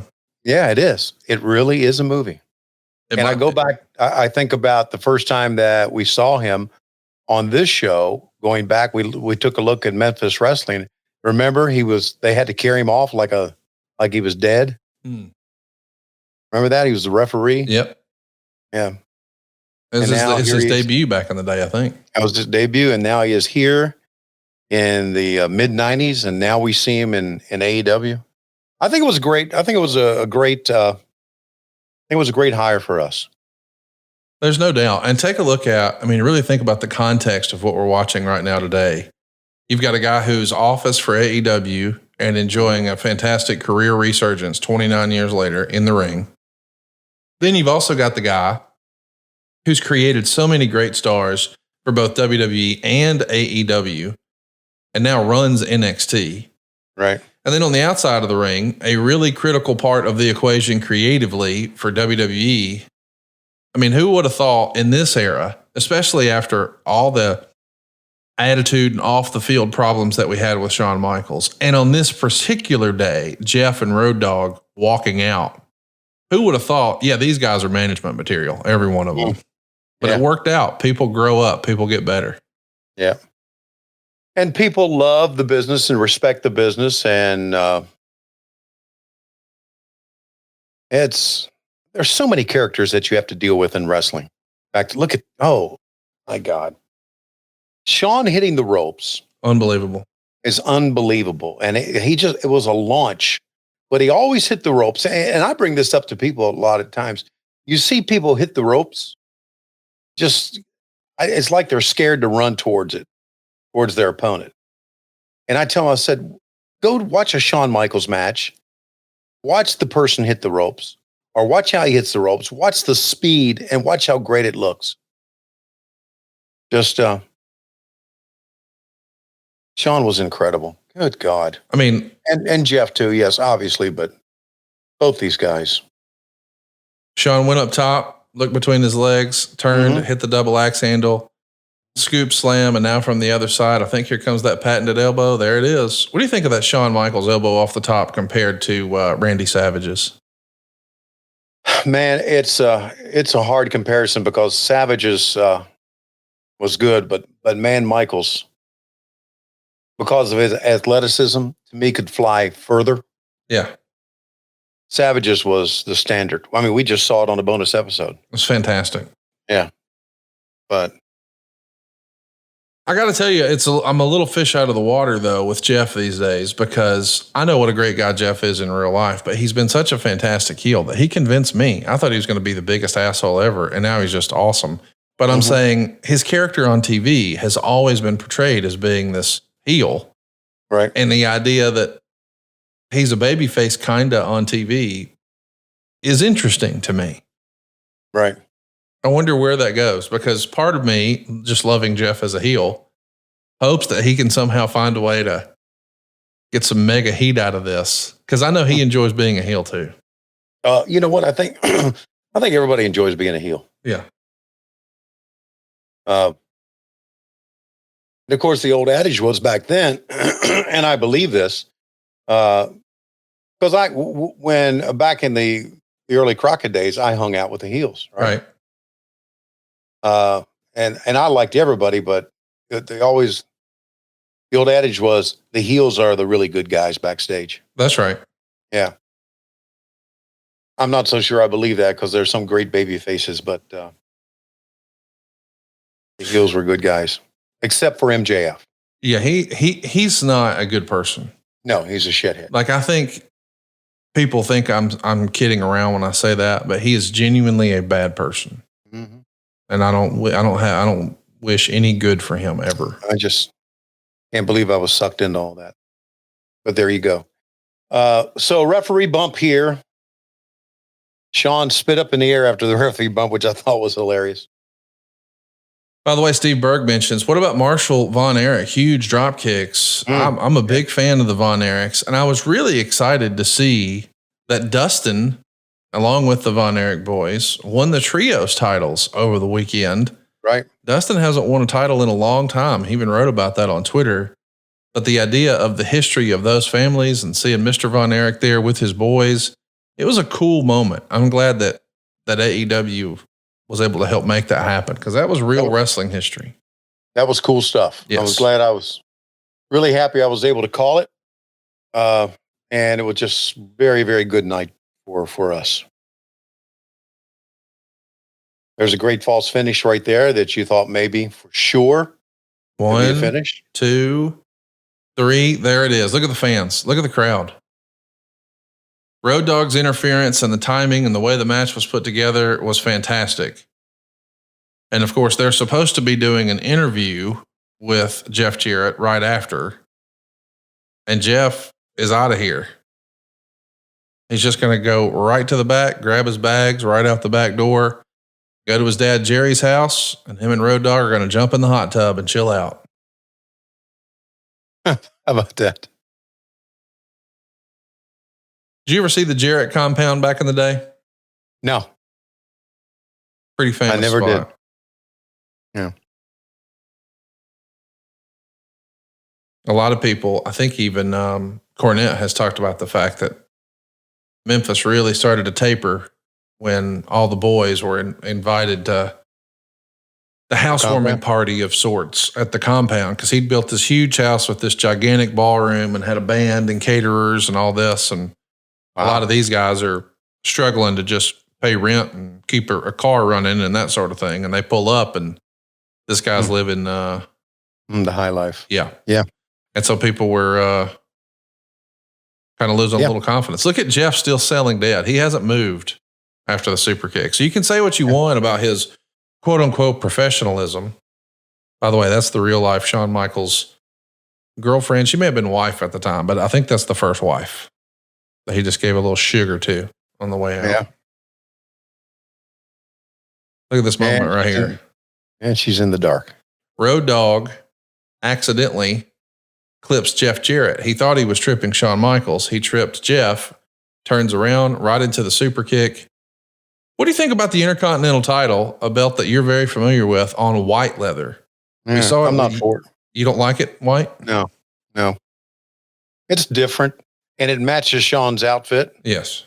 Yeah, but I'm not so sure I care about it. Didn't Mick Foley, I remember an interview Mick Foley did that said that he was the king of In Your House.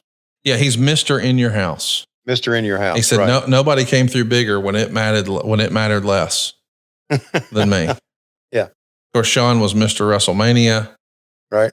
And I guess maybe Jeff is Mr. SummerSlam. Yeah. But it certainly looks like Mick Foley was Mr. In Your House. Look at Eric Watts in the background. You see him? I saw that. I was getting ready to say, is that Eric Watts in the background? Yeah. It's Duke the Dumpster Drosset. Uh-huh. And Bob Holly. Right. I saw Bob Holly.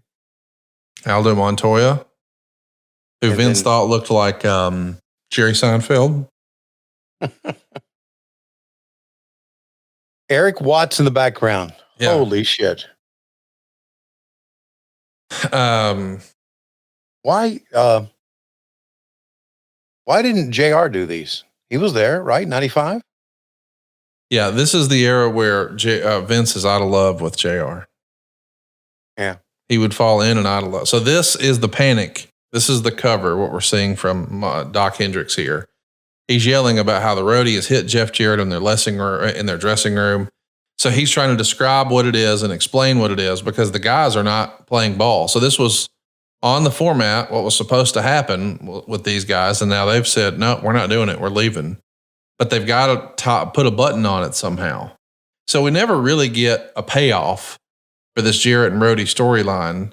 And it's interesting, like in an alternate universe, what that could have looked like. And I actually asked Jeff yesterday on his podcast because right before this pay-per-view, the WWF had a merchandise catalog come out.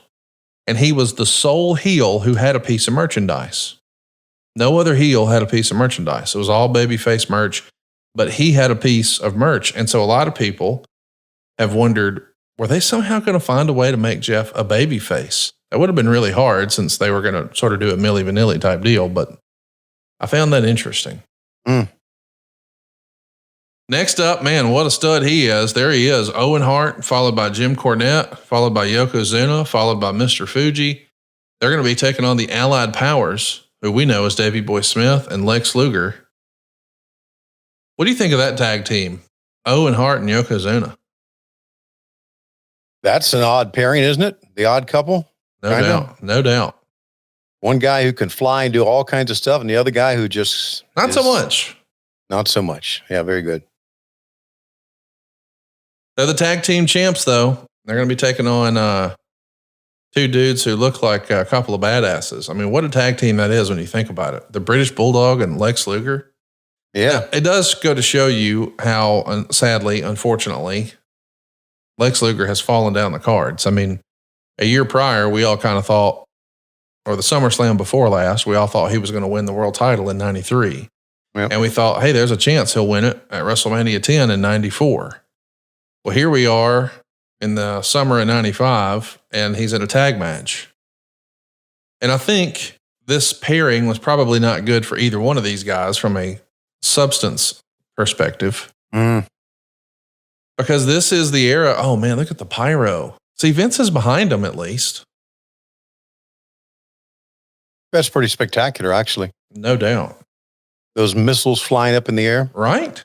Yeah. You know, I think, and I'm glad to see that we've cut down on it. I think pyro's overdone. Really? Yep. If everybody gets pyro on their entrance, then what does it mean? What you're watching right now is Lex Luger's last pay-per-view match with the WWF. He's going to make his second to last appearance on WWF television at SummerSlam, but he's not wrestling there. He's just on the show. But we know he's going to show up on that very first Nitro. So he's on the downhill slope of his WWF run right here. But man, like you said, the investment in the pyro, especially in 95, I mean, whatever they spent on that pyro is probably more than some of the boys' payoffs. Probably so. I saw the Hugo and Carlos, the Spanish announce team. Carlos, of course, works for us here in AEW now and is quite the professional. Glad he's with us. Yokozuna taking his time. Give us a time code where you are, Conrad. I'm at 122, 45, 46, 47, 48, 122, 49, 50, 51, 52. 3, 4, okay. I was just a little bit ahead of you, but now I'm right with you. So we got this match, then we have the lumberjack match to go. Is that right? Or we got two matches before the lumberjack match? No, I think it's this one and then one more.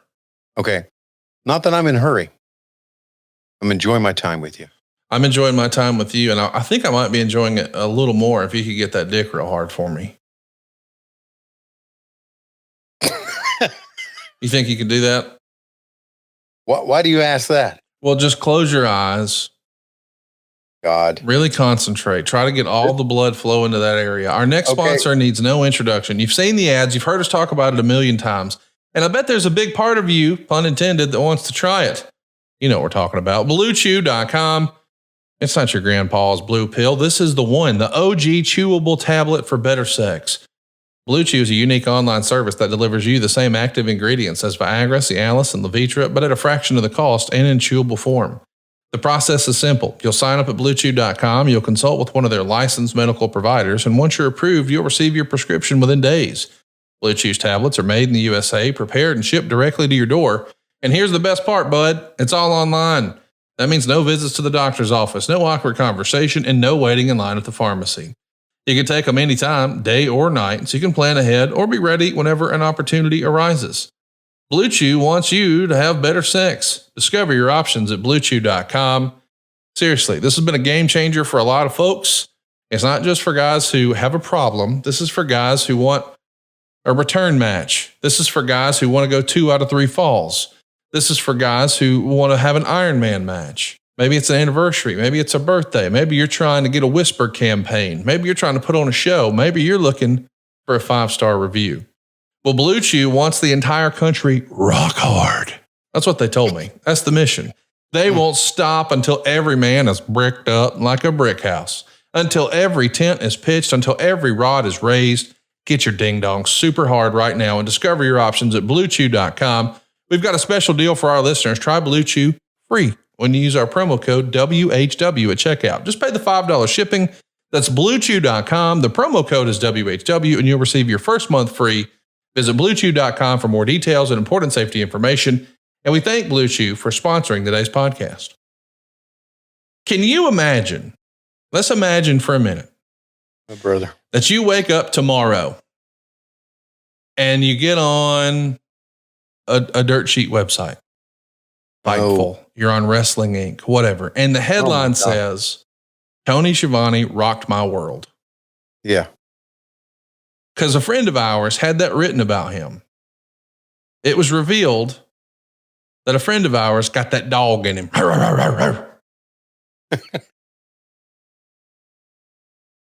Okay. And as JR would say, just back up into it, honey. Yeah. Go to right now to BlueChew.com. Use our promo code WHW. See what people start saying about you when you put on one of those 5-star performances. Yeah. We do thank Blue Chew for being with us for so long. Yeah, buddy. And of course, it was here on What Happened When that Blue Chew became a household word, right? Come on now. Yeah. We got to talk a little bit about one of the suggestions that was thrown to us from our live studio audience. Greatly appreciate all you guys hanging out with us from patreon.com/WHW Monday. One of the suggestions was we should watch that last episode of WCW television together, the one after the Nitro, the syndicated show. Okay. Because you've never seen that before, right? No. And what did they show? You know, I haven't seen it in a long time. I don't really recall, but I think they were just probably recapping. That's a good call. Let me look that up. Yeah, recapping. They had to recap Nitro. You gotta, right? I mean, what else would you talk about?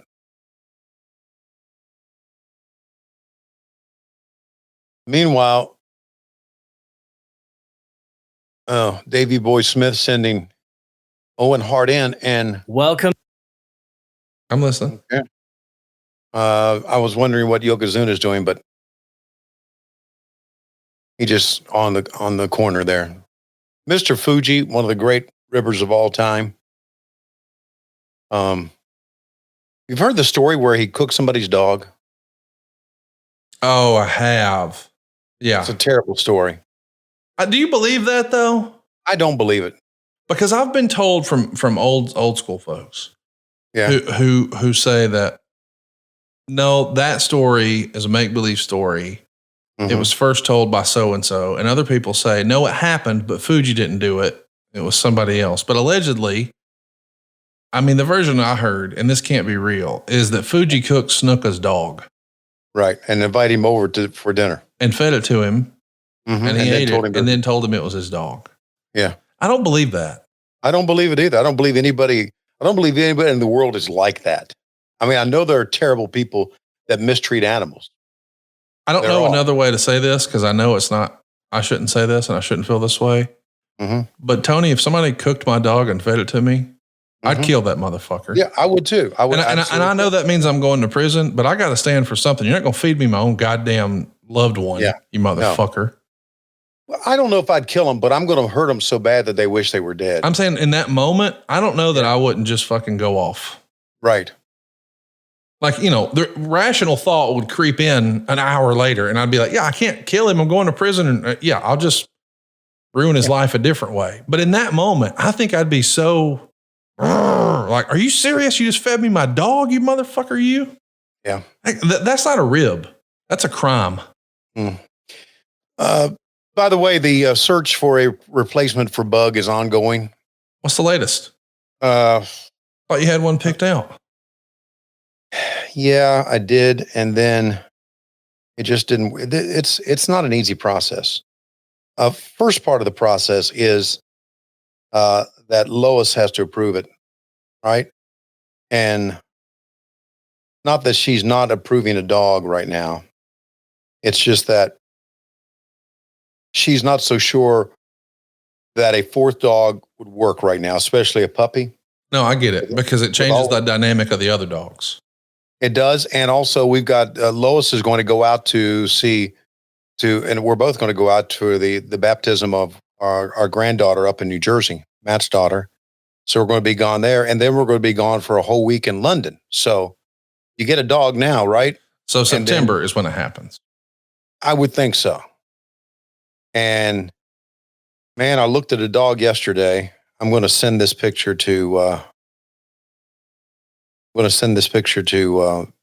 Silva so he can put it up online here, because it was really hard for me. I didn't say no, but it was really hard for me to put this dog down, just the way I am. And because I'm just a mark for dogs. I am too. Before we clicked record today, I took my dogs to the beauty shop. Yeah. How often do you get your dogs groomed like that? Not often enough. Probably every 3 or 4 months. I got these little white poodles, as you know, and my wife likes to keep their hair looking a certain way. And I used to make fun of it and think it was stupid. And I guess I'm just getting old, because now when those dogs come home, I'm like, look at these cute little fuckers. Like, why do dogs make us feel that way? It makes no sense. Nothing like it. Unconditional love. This morning, I thought Megan had rolled over or something, because I felt something on my back. I sleep on my right side. And so I felt something on my back. So I rolled over to see, because she never does that. And I'm like, man, what's going on? It was Ginger putting her foot, like she was dreaming, and she was like running in her dreams. And so she's like running in her dreams, and that back leg was hitting me. And instead of being annoyed that I got woke up, I was kind of happy about it. And I was like, man, I'm glad I got to see you dreaming like that. And I'm like, what's going on with me? I'm getting old. I got woke up early and I'm not mad about it. I'm like, this is awesome. All right. I drove back from Nashville, and it took quite a while. And I got home about 3:30 in the morning Eastern time, got to bed about 4:30, but you just can't just fall right into the bed. And the next morning, Lois inadvertently had left the gate open, and the door was cracked, and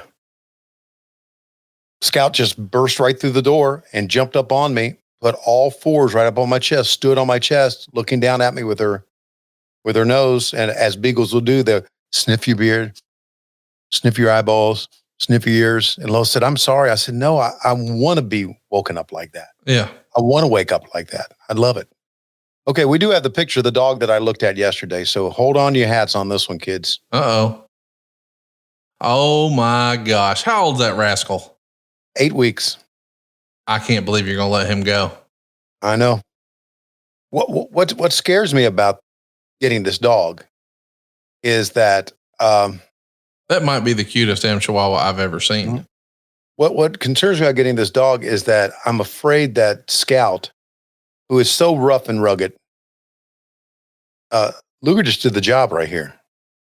Scout, who's so rough and rugged, would just trample her. Yeah. Or trample him. So that's what concerns me. So anyway, I went there yesterday and held on to the dog. Something else, huh? Beautiful animal. Yeah, kind of got a bug look. Yep. I mean, so there you go. I don't know why puppies are cute, but they are. Mm-hmm. So Owen Hart retains his tag team championship here along with Yokozuna. It was a hot tag to Luger. He's running wild on the champs, and it was a really nice finish. I got Yoko with a double back suplex for a big reaction. And then Owen comes off the top with an elbow drop onto Luger, and that allows Yoko to pick up the pin. Yeah. But as you said, Luger did the job in his last pay-per-view here, and we know he's on his way to WCW. Now you see Shawn Michaels in the backstage area. They're hyping the hotline. By the way, I want to mention that white Intercontinental title that we see right there, WWE still has. Ben Brown has it in their travel case at the warehouse there in Connecticut. I was digging through that years ago, and I couldn't believe. I was like, oh my God, this is the 95 white Intercontinental. I mean, that one I believe was held by not only Shawn and Jeff, but also Marty Jannetty. Right. So here we go. These are the Lumberjacks, and you're going to see quite a cast of characters coming down to the ring here. I like on this, on the previous graphic, number no longer active. Yeah. Why do you have to do that? Why do you have to just fuck it, call it, make a mistake? Well, I love you for that. Okay. Let them call it. What the hell? Wait a minute. I just called a 900 number and it's about what? Click. So there's the story, of course, of what happened the night after WrestleMania. Sid turns on Shawn Michaels. Of course, Sid was Shawn's bodyguard, and his opponent from the night before, Shawn's opponent from the main event of WrestleMania, well, co-main event, the night before, is Diesel. And it's Diesel who makes the save. Well, that was in April. Fast forward to May, and these guys are going to hook it up at the first In Your House. June was the King of the Ring, and now we're back for July at In Your House 2 here in Nashville. That show was in Syracuse, New York, May 14th, 1995. And the main event was Diesel versus Sid. Diesel gets the win, but by DQ. So to make sure that there's no funny business, we've got Lumberjacks this time. Lumberjacks always prevent funny business, don't they? Do they? No, they cause funny business. Dr. James Andrews here. I love whenever we would see a clip like that of the actual doctor there in Birmingham breaking down exactly what's going on. Right. The Lumberjacks for this match, by the way, are King Mabel, Sir Mo, IRS, Kama, King Kong Bundy, Tatanka, Henry O. Godwin, Rad Radford, who we know as Louis Spicoli, Skip, Tom Pritchard, Jimmy Del Rey, the Gigolo, Jacob Blue, Eli Blue. Those are the Bruise brothers. You remember them, the Harris boys.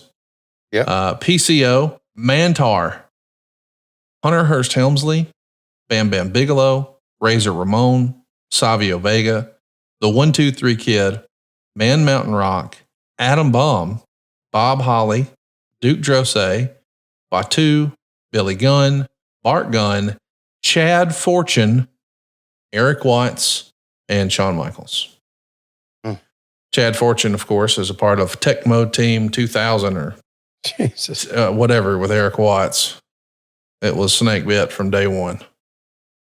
See, I think a lumberjack match should be, and I'm going to toot our own horn.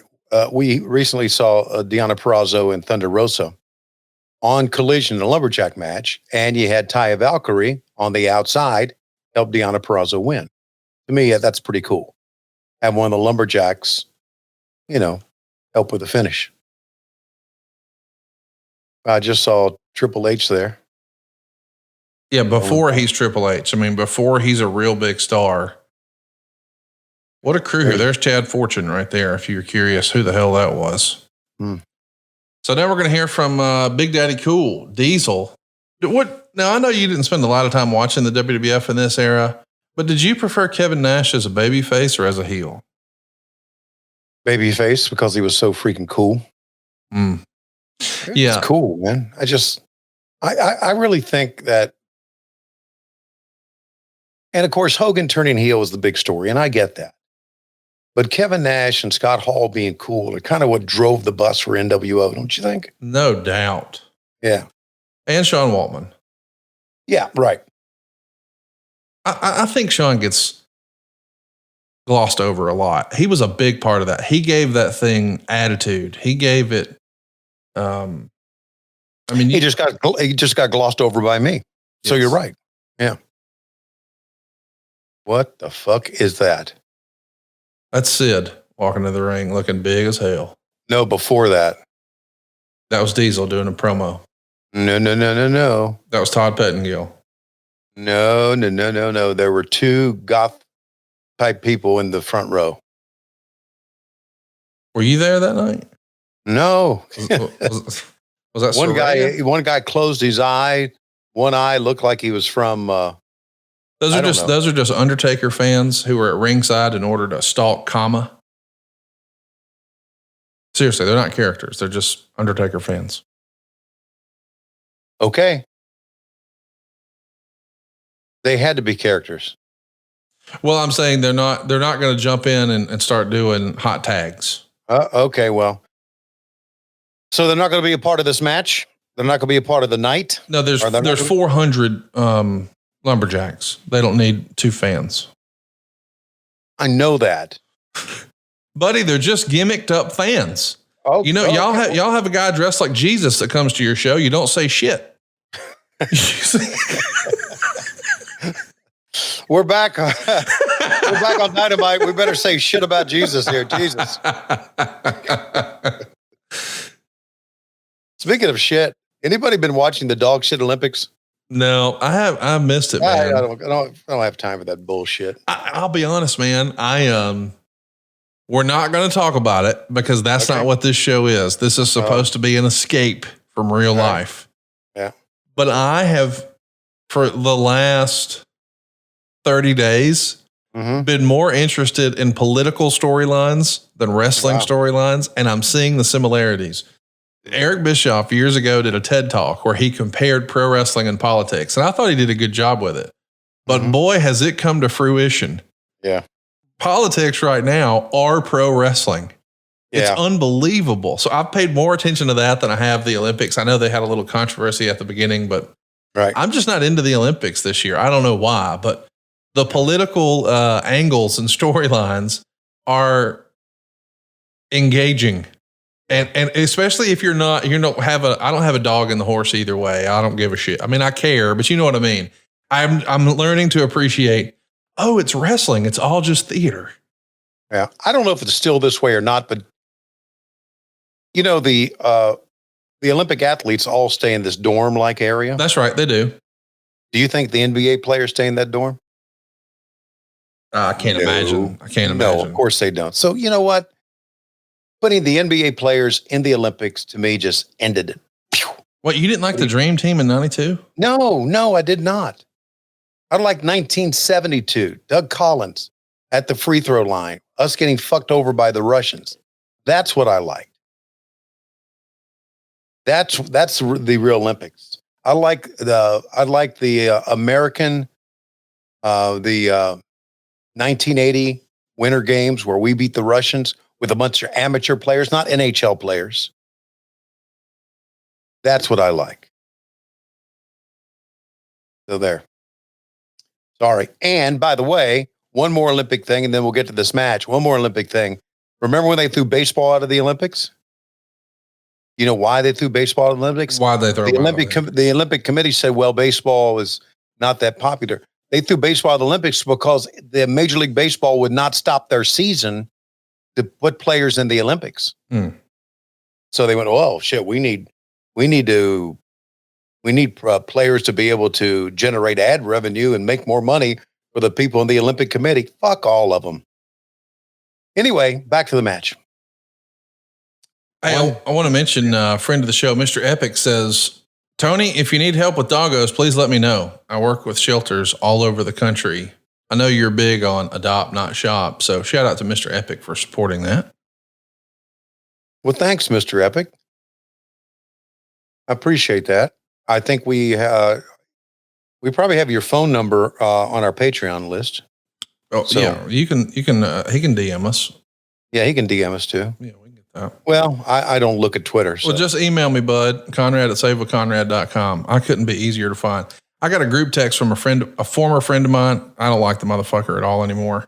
Right. But anyway, he texts me and another guy, and he's like, hey, this guy's trying to get a hold of you. He's got information. Here's his phone number. And I'm like, trying to get a hold of me. I'm like the easiest motherfucker in the world to find. I'm on every form of social media. I give everyone my email address, Conrad@savewithconrad.com. I'm not hard to find. Okay, I just put up my email address. I sent it to Dave. I probably should have put it up myself. But Dave, if you can put that up for me. Well, yeah, we're not going to put it on YouTube over at WHWMonday.com, but we'll make sure that everybody here, as a part of our ad-free shows and Patreon family, they can have that email. Sure. So I can put it on the comments here and it won't show up on YouTube, or will it? That's right. If you go ahead and put it in the comments here, it'll just be for this private thing. We're not live on YouTube right now. Okay. So I'm doing that right now. There's so many. Here's the thing about adopting dogs. You want them all. That's right. At least I do. So we're seeing an interesting main event. I'm not going to say it's a great main event. We got two big old fellows here. We got Sid and, of course, Big Daddy Cool, Kevin Nash, working as Diesel here. It's an okay match, but man, in comparison? Yeah, compared to follow what we saw 2 matches ago with Shawn and Jeff was really, really special. Yeah, it comes like this, okay? And in retrospect, I look back and I think, oh boy, did we make a mistake. But that's the way it is. Nothing on Nitro could follow MJF and Will Ospreay. They go a freaking hour. We got another hour left. And it was like the fans were freaking spent. They were. It was a tremendous match. Both young men should be given a lot of credit for the effort they put into that match. Did you see Diesel fly over the top rope? Yes, I did. Kevin Nash just did a damn tope onto all the lumberjacks. Right. Who would have thought that the haters of Kevin Nash who say, oh, he's only got 5 or 6 moves. Well, I just saw a damn tope suicida. Right. A plancha. A plancha. Thank you. Got a plancha, got a cazadore. What else we got? Look at you. Look at you. I'm well schooled, although not as well as I could be because of I'm aging. I'm well schooled by Excalibur. Excalibur's changed the game as far as play-by-play guys are concerned. Knowing all the shit for sure. Yeah, for the better. Where are you at on lumberjack matches? You like them? I don't mind them. But you don't love them. Well, back in the day when I was a fan, when I heard there was going to be a lumberjack match, it kind of meant something. I mean, I was all for something different. See, here's what I like. I like the heel being thrown on the outside and the baby faces beat him up, or vice versa. Yeah, we're trying to get some sympathy here, and it's hard to be a sympathetic 7-footer. So the only way to do that is to have a guy 568 pounds slam your ass on the outside of the ring on the floor. Now, the reason they're doing this, Tony, with Mabel is because they're setting up SummerSlam for August, of course, and it's going to be Mabel versus Diesel.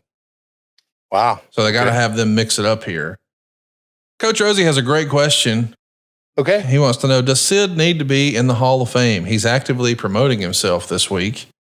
I mean, it's kind of crazy to me that Sid's not in the Hall of Fame. He's not in the WWE Hall of Fame? No. What the hell's wrong? Well, see, I'm wondering, I don't know. I should look, but maybe he sued WWE as part of the concussion stuff years ago. He could have. Yeah. Because I know that's why Demolition wasn't in for a long time.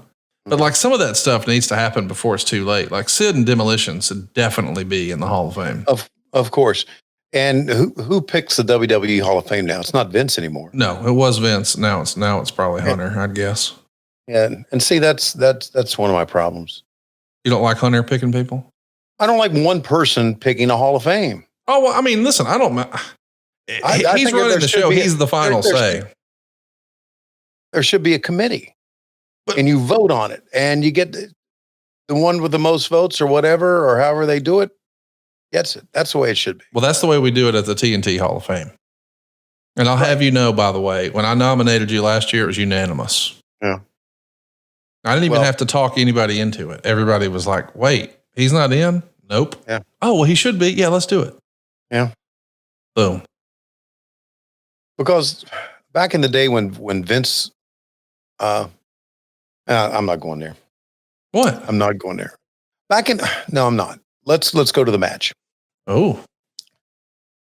Well, heat. Must have big heat. I'm going to have to tell Taz you got big heat with him. When you see Taz, as folks are listening, when you see Taz today at TV, you ought to pull him aside and be real serious. Real serious. Okay. Hey, can I talk to you for a minute?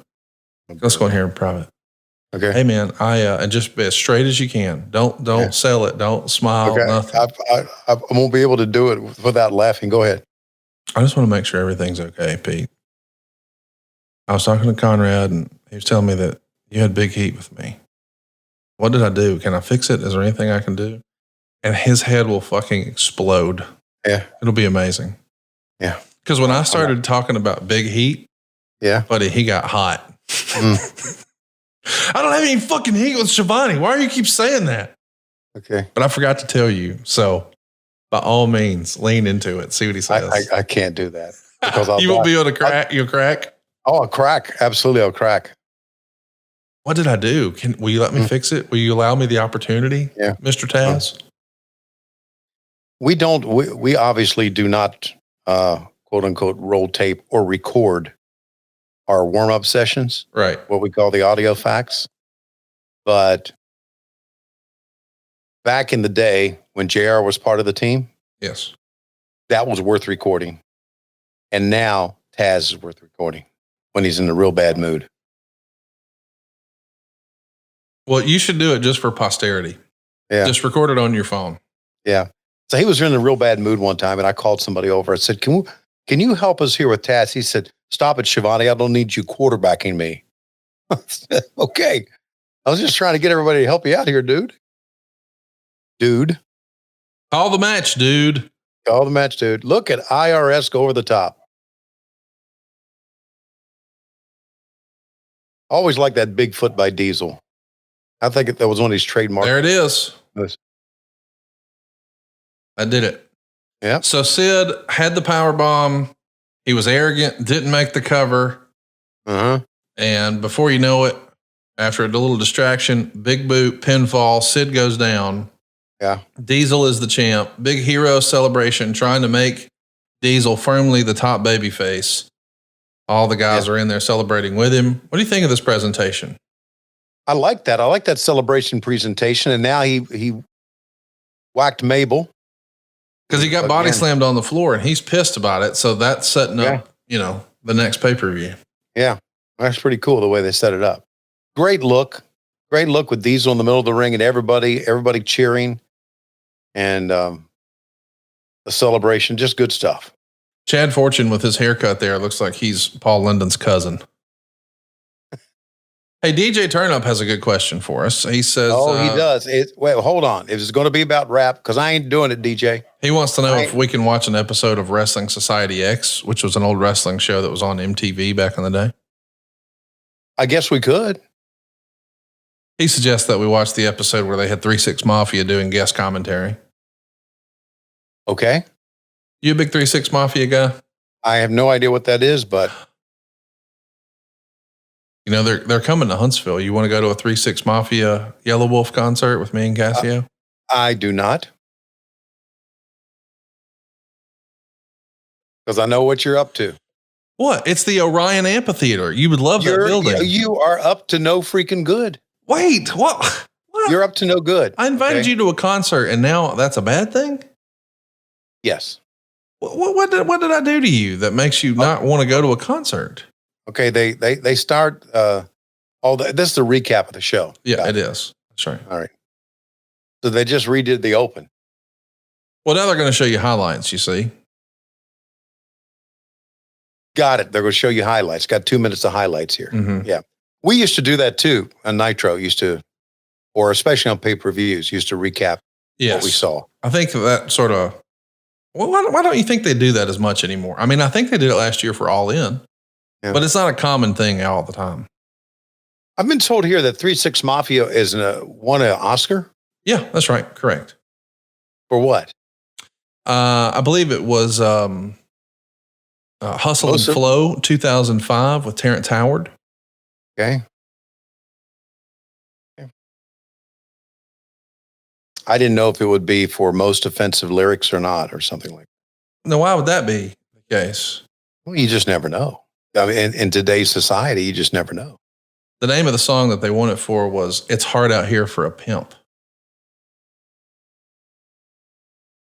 How about that? So I'm not going to go, but I still may come over this weekend if I can convince Lois. Well, I appreciate even the consideration. You know, it would be awesome to have a bona fide Hall of Famer grace these halls. I really do hope that you find a way to pull that puppy. You think that puppy will be gone by September? Can you get a puppy on layaway? I don't know. I'm really thinking about taking Scout over there and let Scout see him, because Scout is the one that concerns me. Scout will love the little puppy. She really will. She'll probably be like its mother, but she is so crazy. I mean, she literally jumps, and she's been so hard to train. And we've had a trainer come over a couple of times. Scout's a part Australian cattle dog, and she's just wild. So, but we love her. Well, and we love you guys tuning in with us and hanging out, watching wrestling with us every week. We have such a good time just watching old wrestling together, and we greatly appreciate you guys joining us. We hope that if you haven't already, you'll check us out on YouTube, hit that subscribe button. It's whwmonday.com. Turn on the notifications bell so you know when we go live. And check us out on Patreon, man. There's more bonus content there than you could ever shake a stick at. It's patreon.com/WHWMonday. And of course, you get to be a part of our live studio audience when you do that, or if you join adfreeshows.com. Tickets are on sale for tonight's show for AEW at AEWTIX.com if you want to see Tony do his thing in person. And man, they've got a residency set up in Arlington, and it's a pretty cool deal. Yeah. Everybody I've talked to who's seen the stage and seen the building and been in the room says, hey, this is pretty fun. So go out of your way to check that out if you can. It's going to be a hard ticket to get because it is a smaller venue. So tickets are going to be sparse. So if you're thinking about it, don't hesitate. Pull the trigger now. AEWTIX.com. And before you know it, sort of the AEW equivalent of WrestleMania, Wembley Stadium, right around the corner, AEWTIX.com, all in. It is a who's who, and we're going to hear from Bryan Danielson tonight. And I don't know what to expect, but the rumor and innuendo is that his contract is coming due. There's been whispers. Is he going to pursue the world title? Is he going to retire?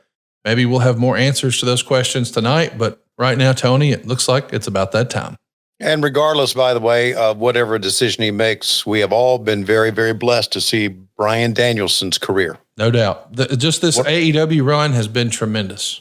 Yeah, he's just absolutely wonderful. One of my favorites of all time. Well, the question is, will Tony go see the 3-6 Mafia in concert with Conrad, or will he watch the dog shit Olympics and he'll do a coin flip and it lands on the edge of the coin? That means he's not going to see either one. So Conrad, suck it. And we're definitely out of time. We'll see you next week on What Happened When. We come to you each and every Wednesday on Cumulus Westwood One, but we come to you Mondays exclusively and ad-free on Patreon, patreon.com/WHW Monday, or of course, adfreeshows.com. On hood. SaveWithConrad.com. I'm Nick Castillo from Waterville, Ohio. I've listened to several of his podcasts for a few years and have always heard the ads for Save with Conrad. And my wife and I were looking to refinance, and we had looked into a couple different options. And then I had remembered one of the ads and contacted you guys. And here we are. We had some debt that we accumulated, and we wanted to pay it down, get everything in under a much better, more manageable APR. So smooth.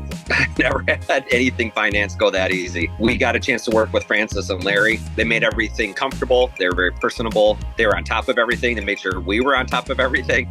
They were with us every step of the way, kind of guiding us. So like I said, I've never had an experience that went that smooth. Right off the bat, we saved at least $250 a month. Within a couple of months, we'll probably be at the 400 to 500 mark a month. I'm Nick Castillo from Waterville, Ohio, and I've saved over $400 a month with SaveWithConrad.com. NMLS number 32416, equal housing lender, SaveWithConrad.com.